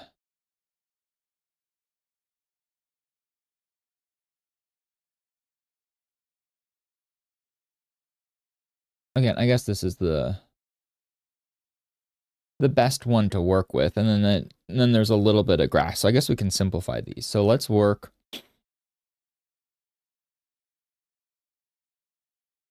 Oh my God, whenever the lo-fi music has vocals, like I said, my brain just stops working because I get so confused. So let's just do a quick mountainscape. Real thick brush. This is really dark. I want to lighten it up quite a bit. We're just going to do mountain, right? The misty mountain. Random bits.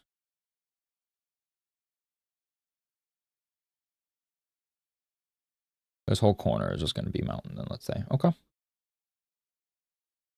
We're not going to do the edges on that side. It'll just be jutting in. That's a little too organic. I mean, too inorganic of a shape there.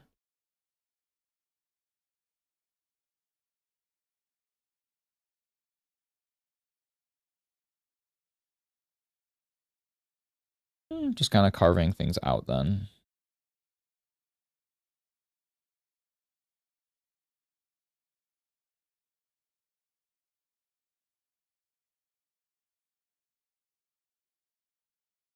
Mountain. Okay. So we're going to just straight up, the way this lighting scheme is, we're just going to do that then, right? So if we're looking at the rocks exist again.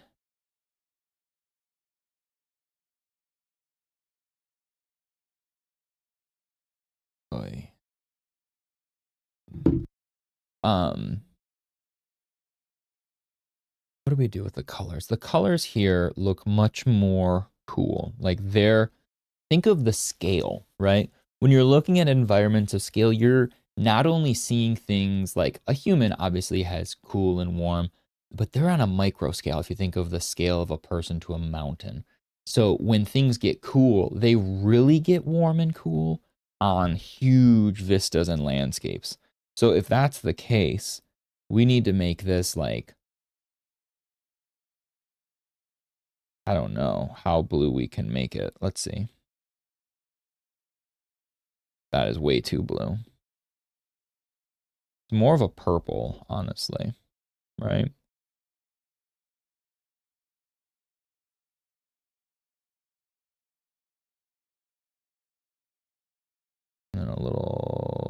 desaturated a little darker.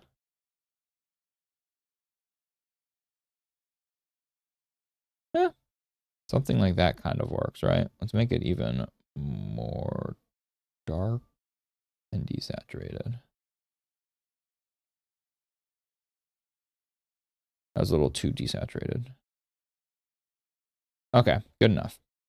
So thinking of a mountain as a giant sequence of hard edges, right? Let's think of it this way. So like everything is just cut in, right? There's those hard edges that exist in a mountainscape, right? So let's just kind of start slapping some in. So what do we got? We've got like large flat sides. So I don't want anything touching that. Like it's like pure lit, right? Maybe a couple smaller inner divots that exist.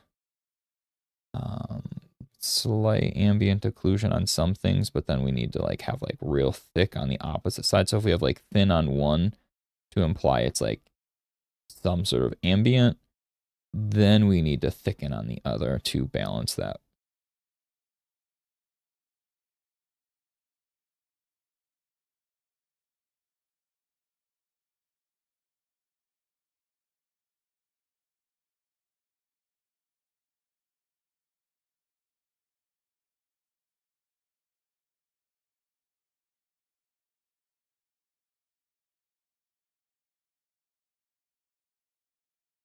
Man, as someone who's never painted a mountain before, I do not know what's going on.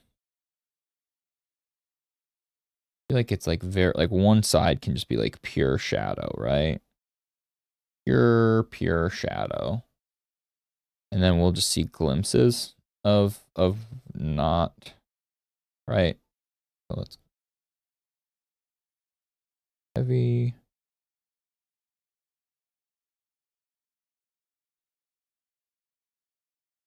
Again, trying to think of these as all like individual, like that's what my brain's doing at least. Think of these as like individual little chunks, right? Of flat chunks.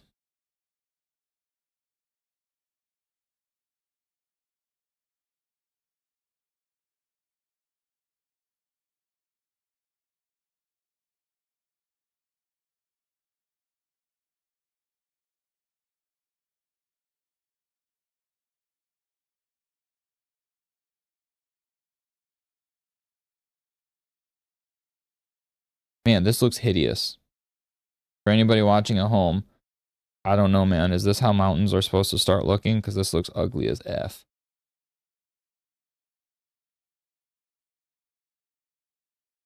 Hopefully we can salvage this. If not, again, learning process.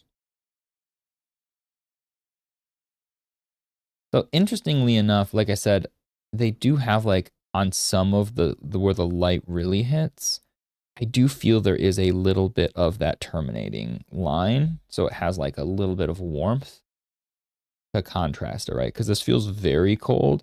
But the idea is that it's the sun, right? The sun is causing this to be so drastically lit. So what if we make a much more saturated tone? That's huge. And kind of a little warmer. And do a few little kind of in where like the sun especially is hitting more towards the left side.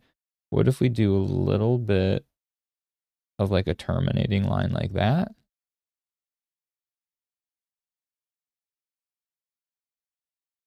And then use a little bit as like shadow line for maybe smaller cracks.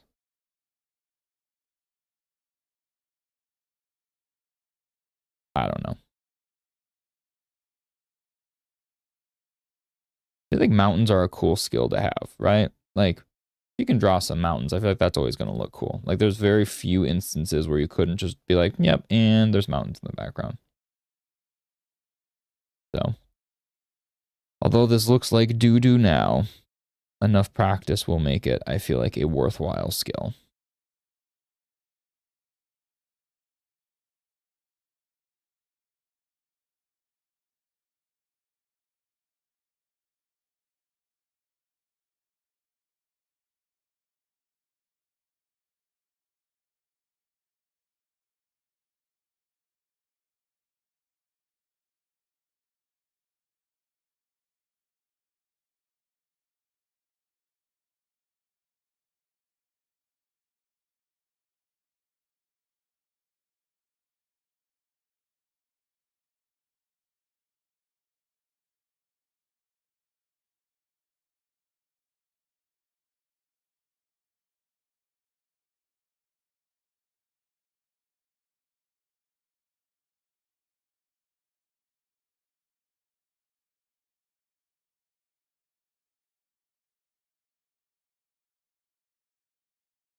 So thinking of the weekends and stuff we've got, you know, going on.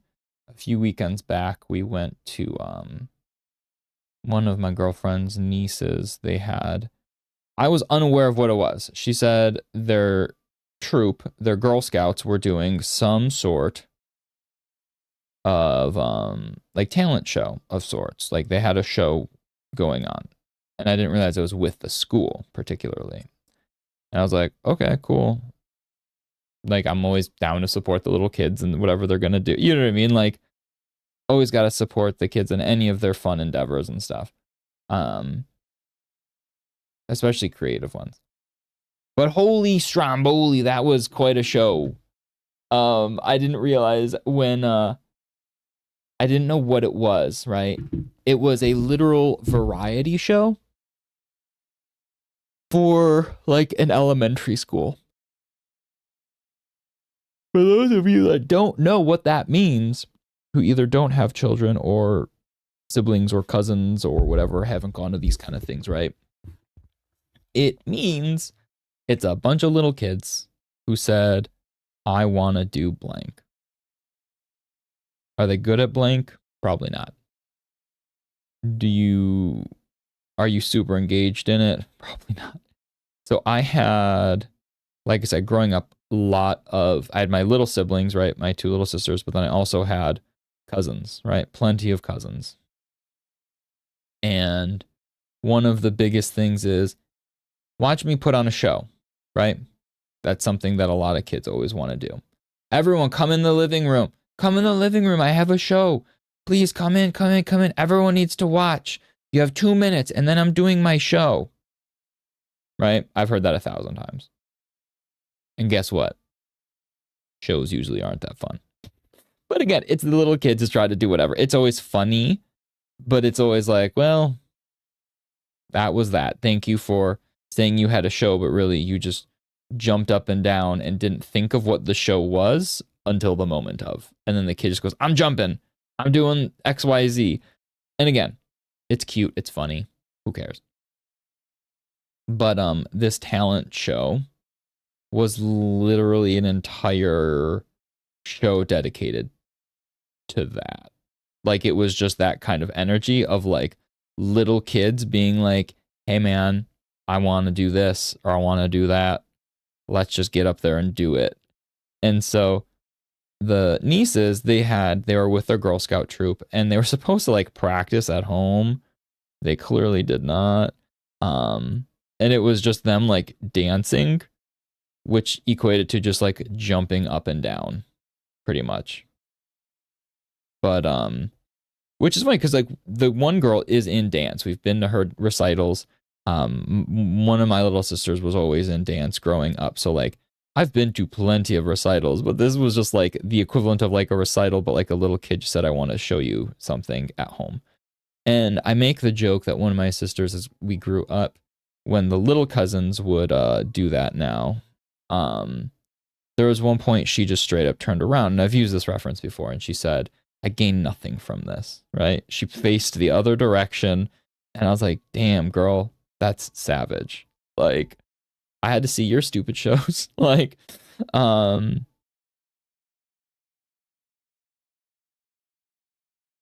that's what I thought of the entire time. The one really got me. The one said like, oh, these two kids are gonna perform Defying Gravity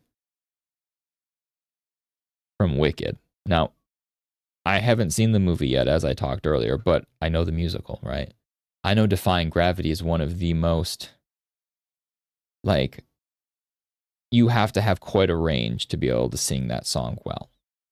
Obviously, I'm not expecting these little kids to have said range, and so I got like weirdly excited. I'm like, hell yes.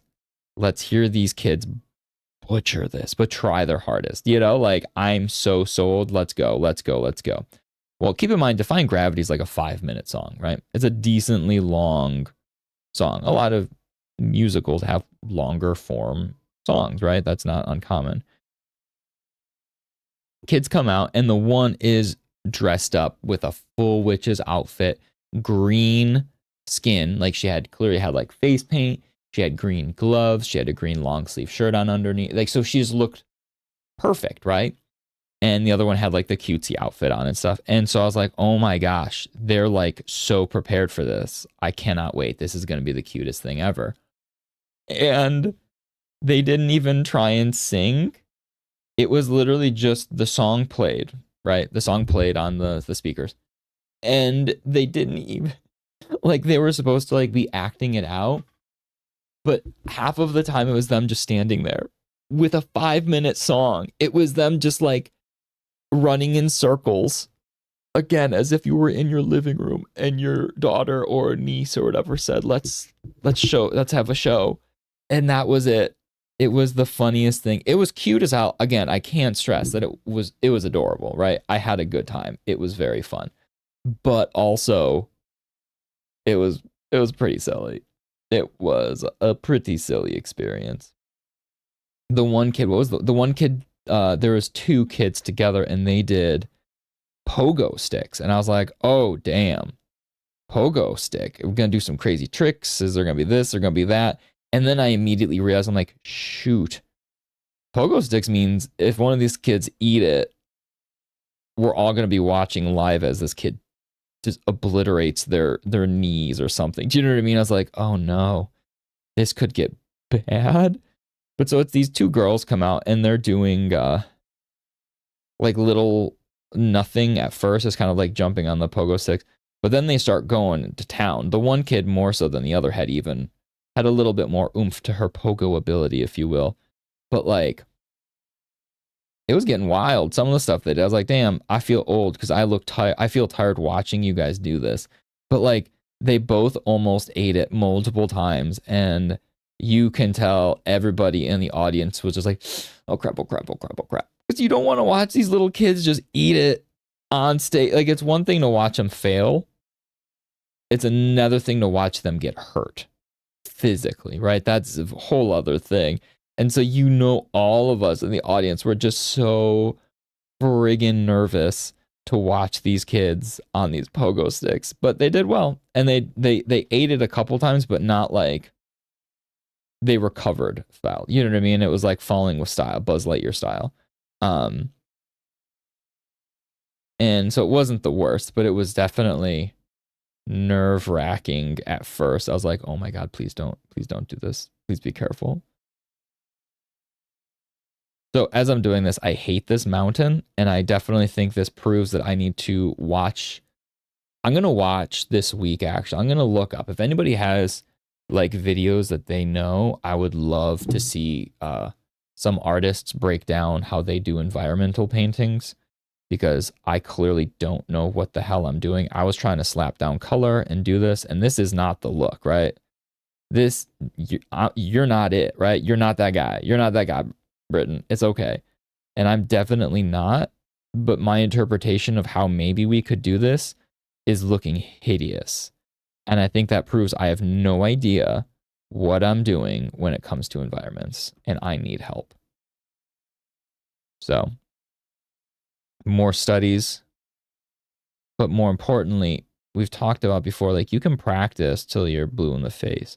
But if you're not practicing in a good way that's actually conducive to how you learn or really helpful, or even the right way of doing the thing, it's pointless, right? You are just wasting your time.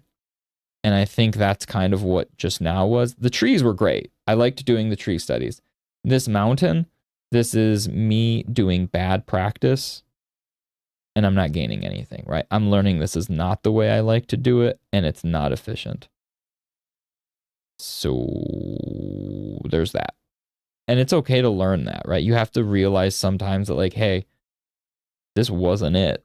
And for later why then? Like, knowing why things don't work is important too. Like, why did this look stupid, right?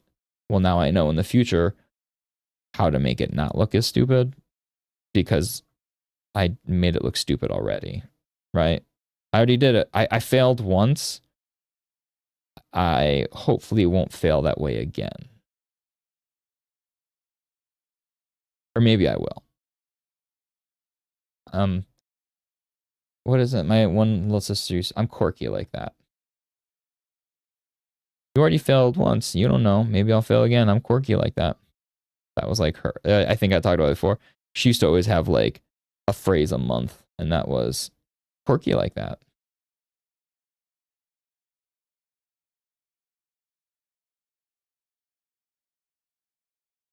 Oh, there was one point where she just referred to everybody as "hello, ladies." Like that was just what she said for everything.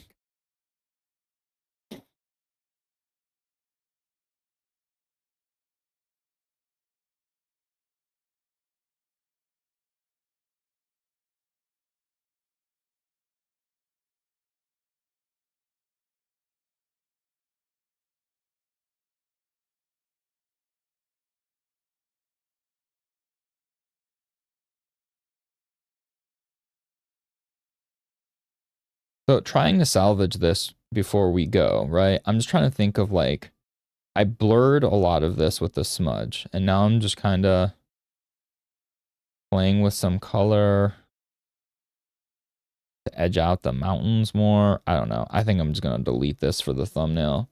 Nobody needs to know how bad this looks. Unless you watched it here with me live, and then you, unfortunately, had to be privy to this, and you were aware of my shortcomings and failures. My mountainous failures. Eh? If I got anything, I at least got my puns. This is effing doo-doo, man.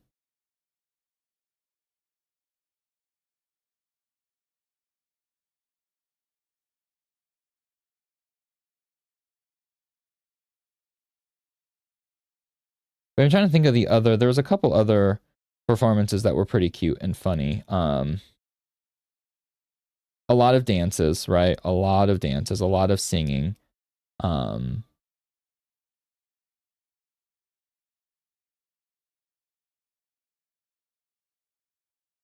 trying. There was something that really made me laugh, but I cannot recall what it was now.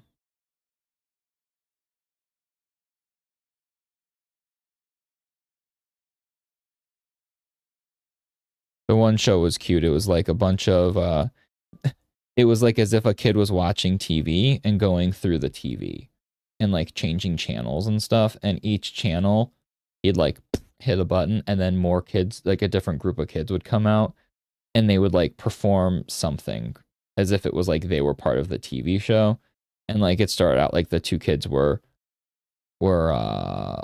Anna and Elsa, and like it was as if Frozen was on and they were singing, and then it switched to like a girl doing what was it? Jenna Ortega's like dance, hands, hands, hands, from Wednesday, and that was cute. Like they just kept cycling through like a bunch of random things, which I thought was really a fun idea. It was playful, and it's a cute idea that like if like, hey, we all want to do something, but none of us want to do like a full thing, the kids could all kind of be engaged. You know, like, hey, you only have to run out for 10 seconds to do your little skit, right? Maybe more, maybe less. Like, so I thought that was a sweet idea then too. Like, I'm like, that's cute to get all more kids engaged, even if they weren't necessarily wanting to be, you know, the star of a moment. There was like two sisters did, was it the one dance? I'm still just trying to like think of things that were done. This was weeks ago at this point now, and I completely am blanking on what the different vibes were.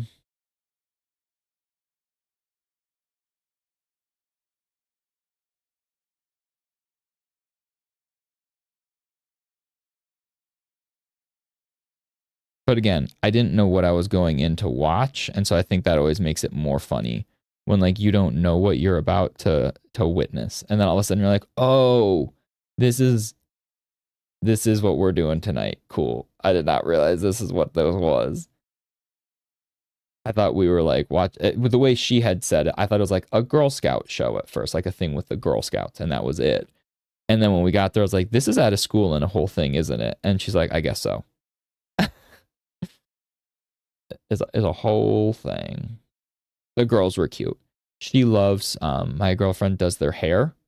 It's the two little girls, and they absolutely adore when she comes over to help do their hair. Their mother is not the most like makeup, not like a girly girl, whereas my girlfriend is like game on. If I get to help these little kids do their hair, put on makeup, and do all this stuff, she has a blast with it. And the girls love it too. So that was like that was the big takeaway from that night anyway, regardless. And the kids looked hella cute. She did a good job. And the girls liked it too. Obviously, all the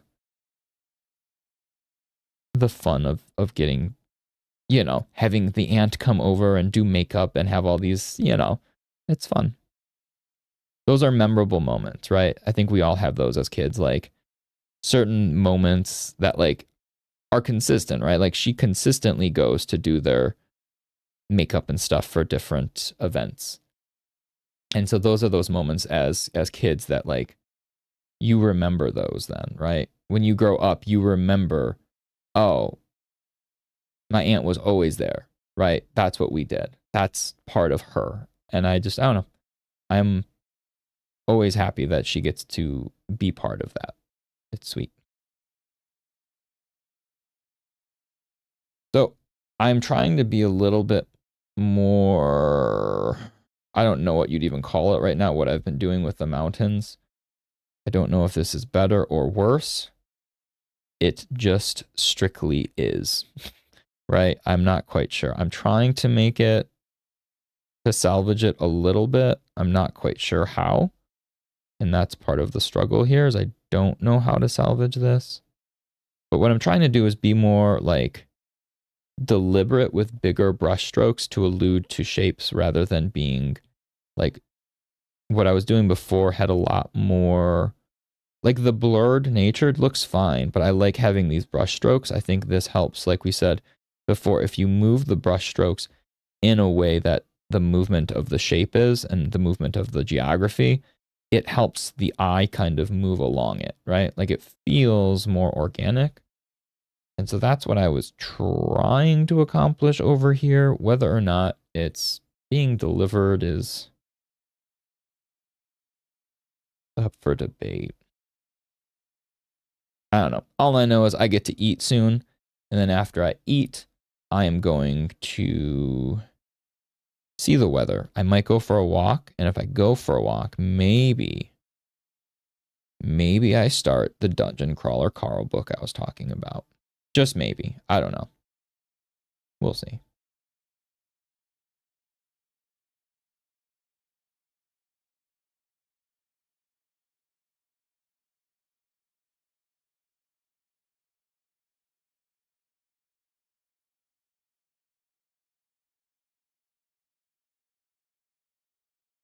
So this doesn't look great, but it looks a lot better, I feel like, than what I had at first. So again, like we say, it's not about finding success right away. It's about understanding why you're failing and going from there, right? Because you can fail a million times, and that's okay. Trust me. It better be okay because I do it all the time. And now that I've been streaming, you get to people watch, and it's recorded for all of the posterity of the internet to see if they want it. You can go on YouTube. You can see my failures. Whether I want to hide them or not, too bad. It's part of the internet now.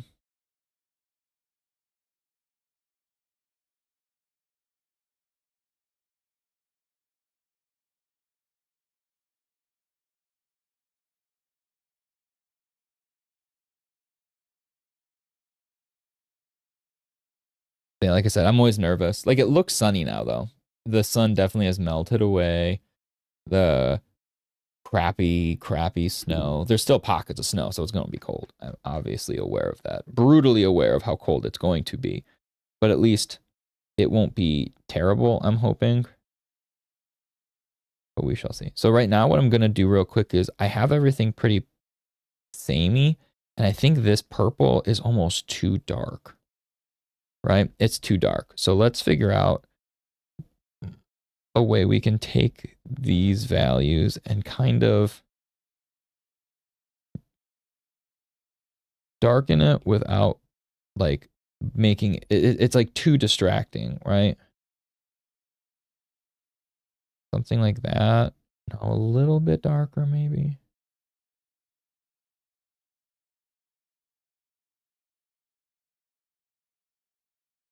I think that works, right? So kind of doing the same thing I was doing before of just filling in these spaces to really make the shape.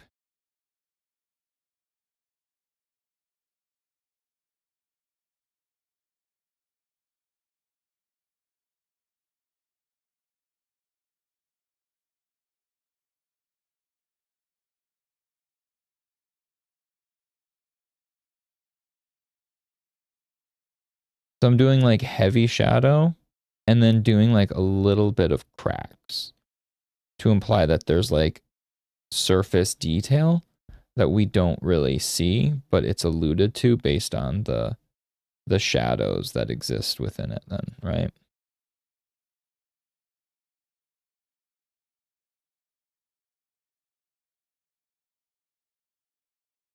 So that's a little heavy-handed. I might need a different color for that then actually for the parts I'm thinking there.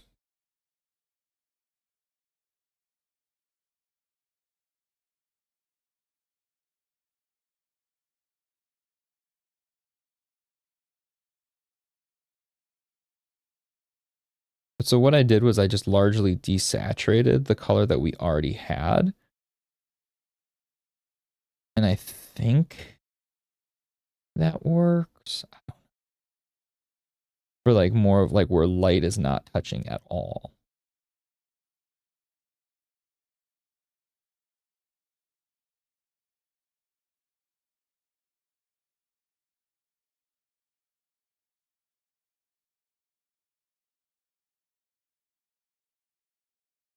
Trying again, like I said, to be a little bit more like painterly with it.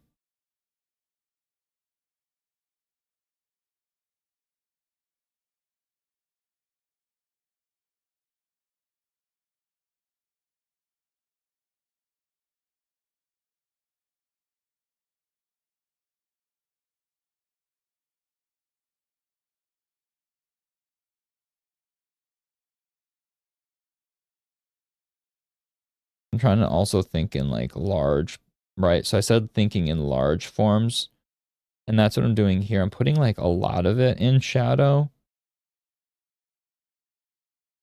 to make it feel like it is really this massive mountainscape.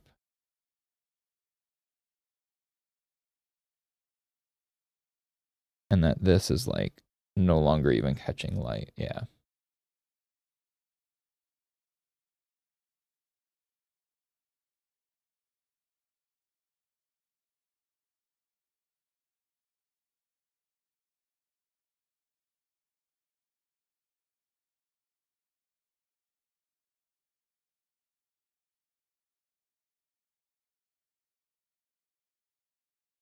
So I am just a color picking fiend right now. That's been my goal.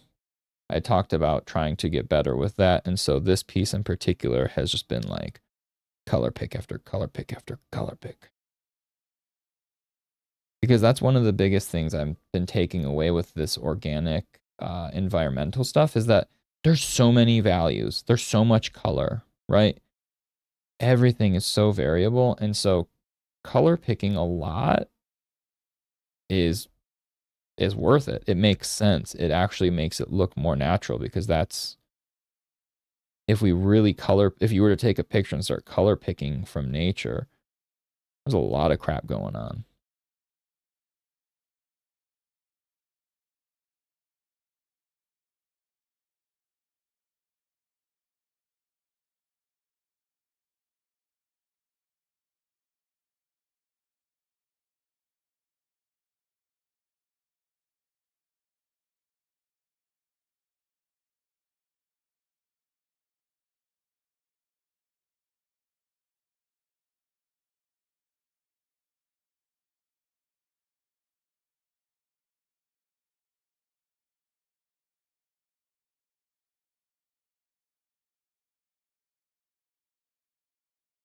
I think maybe what time is it? It's probably already time to go. Yeah, it's 2:25. So today's been a weird stream. I know like we've had nobody here on stream today, and that's okay. I feel like unfortunately lately since I switched gears on time, I've been running lower on people actually popping in the stream. And so it sucks because like part of me debates like, well, maybe I focus more on the YouTube side right now, and then I'll get back to streaming more later. But I don't know. It's a weird balance trying to figure out how all of this is going to work right now. Because maybe I drop down to 2 days a week anyway, since nobody, you know what I mean? Since the amount of viewership has dropped pretty drastically anyway, maybe I just do 2 days a week, or I mean 1 day a week, and kind of go from there, and then have even more time to focus on both around the house stuff and the YouTube side of stuff. I don't know. Balance. So I think what I want to do real quick then is before we go, even though it is about time to go, to somewhat salvage this piece, I want to add like, this might break it though, right? Like I say to salvage it, this might be what does me in. And I find I'm like, hey, this is looking a little better. And then I do this and then it's like, oh, greenery.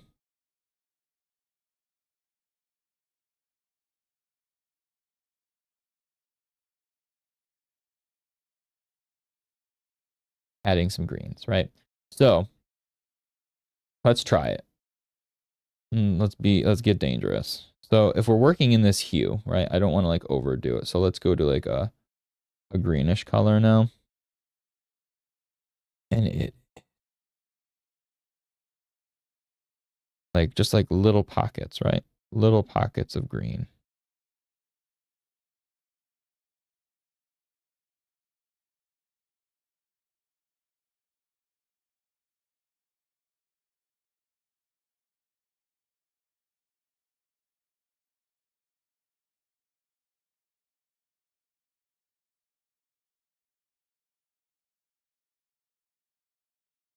Just a little.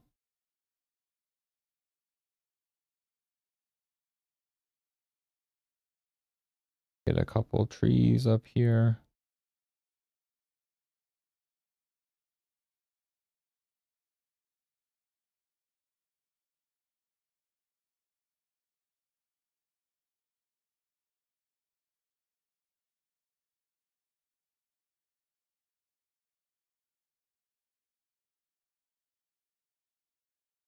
I feel like greenery helps sell that it's like a living mountain.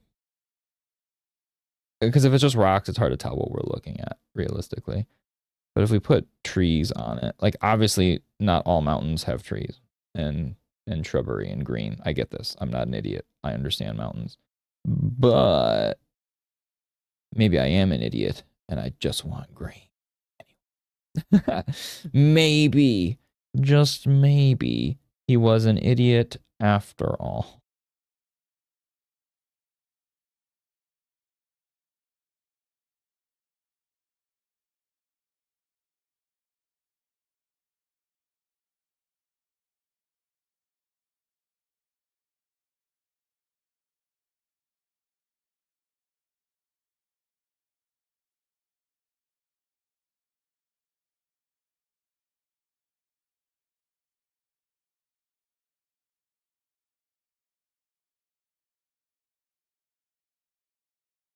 We didn't get to watch Daredevil on Tuesday, so I was all gung-ho on being like on top of watching Daredevil as it aired. Did not get to watch it Tuesday, unfortunately, which is, you know, bummer, but no big deal. Life happens. But I'm hoping that tonight then we get to watch it because it is Thursday. So Wednesdays are girlfriend's day off. I play with my buddies at night and she goes and hangs out with her brother. And so Wednesdays we don't really get to watch stuff together. But Thursdays are a whole other story. So, but also she needs to get up early because Friday is an earlier day. So she goes to bed earlier. So it's always it's hit or miss. We shall see. but I hope we make time. As of right now, that show is chef's kiss kind of stuff, right? Like it is doing it's it's dark, but not so dark in a way that I feel like I'm not a huge fan of really dark television usually, but I think the context in which this show handles the dark nature, I am okay with, right? We'll see as time goes on, though, of course.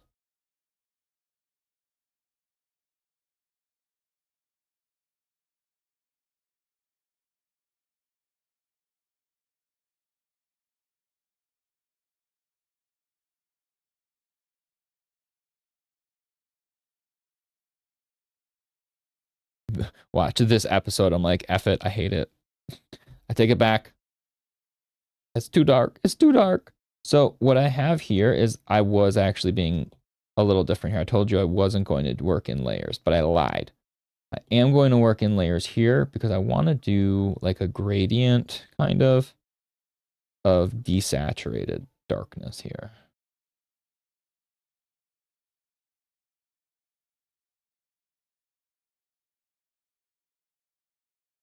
And not even a gradient per se, but just kind of like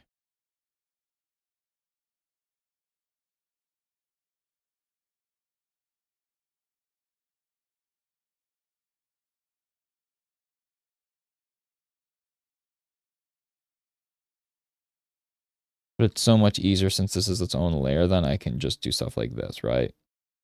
I don't have to worry about overlap. I don't have to, I can just kind of block it in right on top, and it's not really breaking the bank.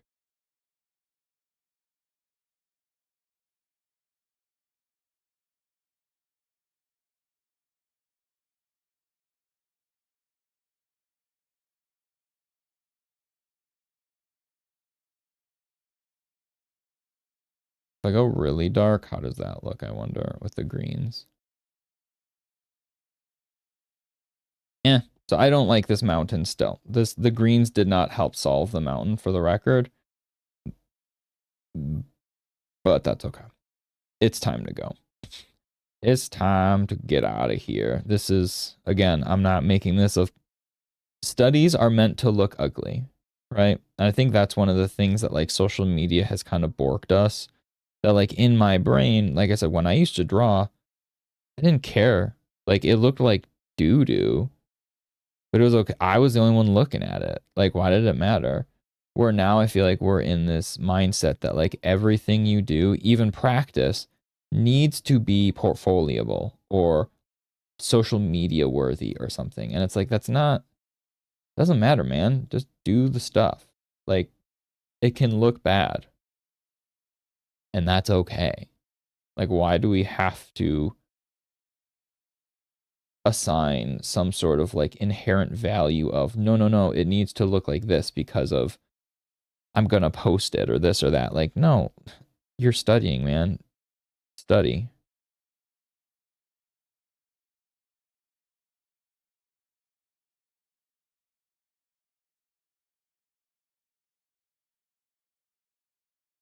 So I'm just the trees here didn't have like any sort of branch structure. And obviously these aren't like intense branches, but it helps sell that like these are actual trees. Some of these things, not just. So I wonder if we put a couple like these colors don't look good on the others though. Yeah, that looks weird.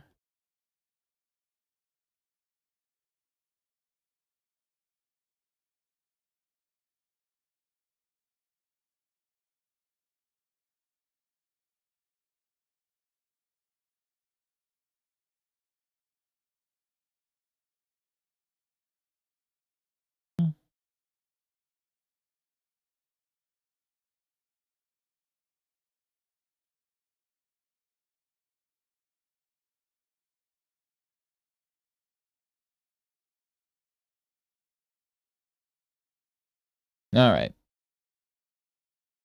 Like I said, it doesn't matter. We're learning, and it can look ugly. And guess what? This one certainly looks ugly. But it's late and I'm done. And no one's been watching anyway today, and it's already 2:40, so I'm gonna say screw it. There's our drawings. There's some landscapes. There's some trees. Just do like a kind of face. I don't know. It was what it was. Either way, it is Thursday night or Thursday afternoon, which means it's Friday tomorrow. So as usual, I hope you guys have a good weekend. I hope you have a good Friday and then a good weekend. But until Tuesday then, we'll see. I keep wanting to rechange the schedule now since things aren't working the same, but I'll see what the vibe is next week and go from there. And maybe I'll make adjustments if need be. Maybe we just do Thursdays moving forward. I think that might not be the worst thing in the world, but I don't know. Either way, for now, I am going to go eat a well-deserved lunch. Until Tuesday, and over the weekend, be kind and kick butt.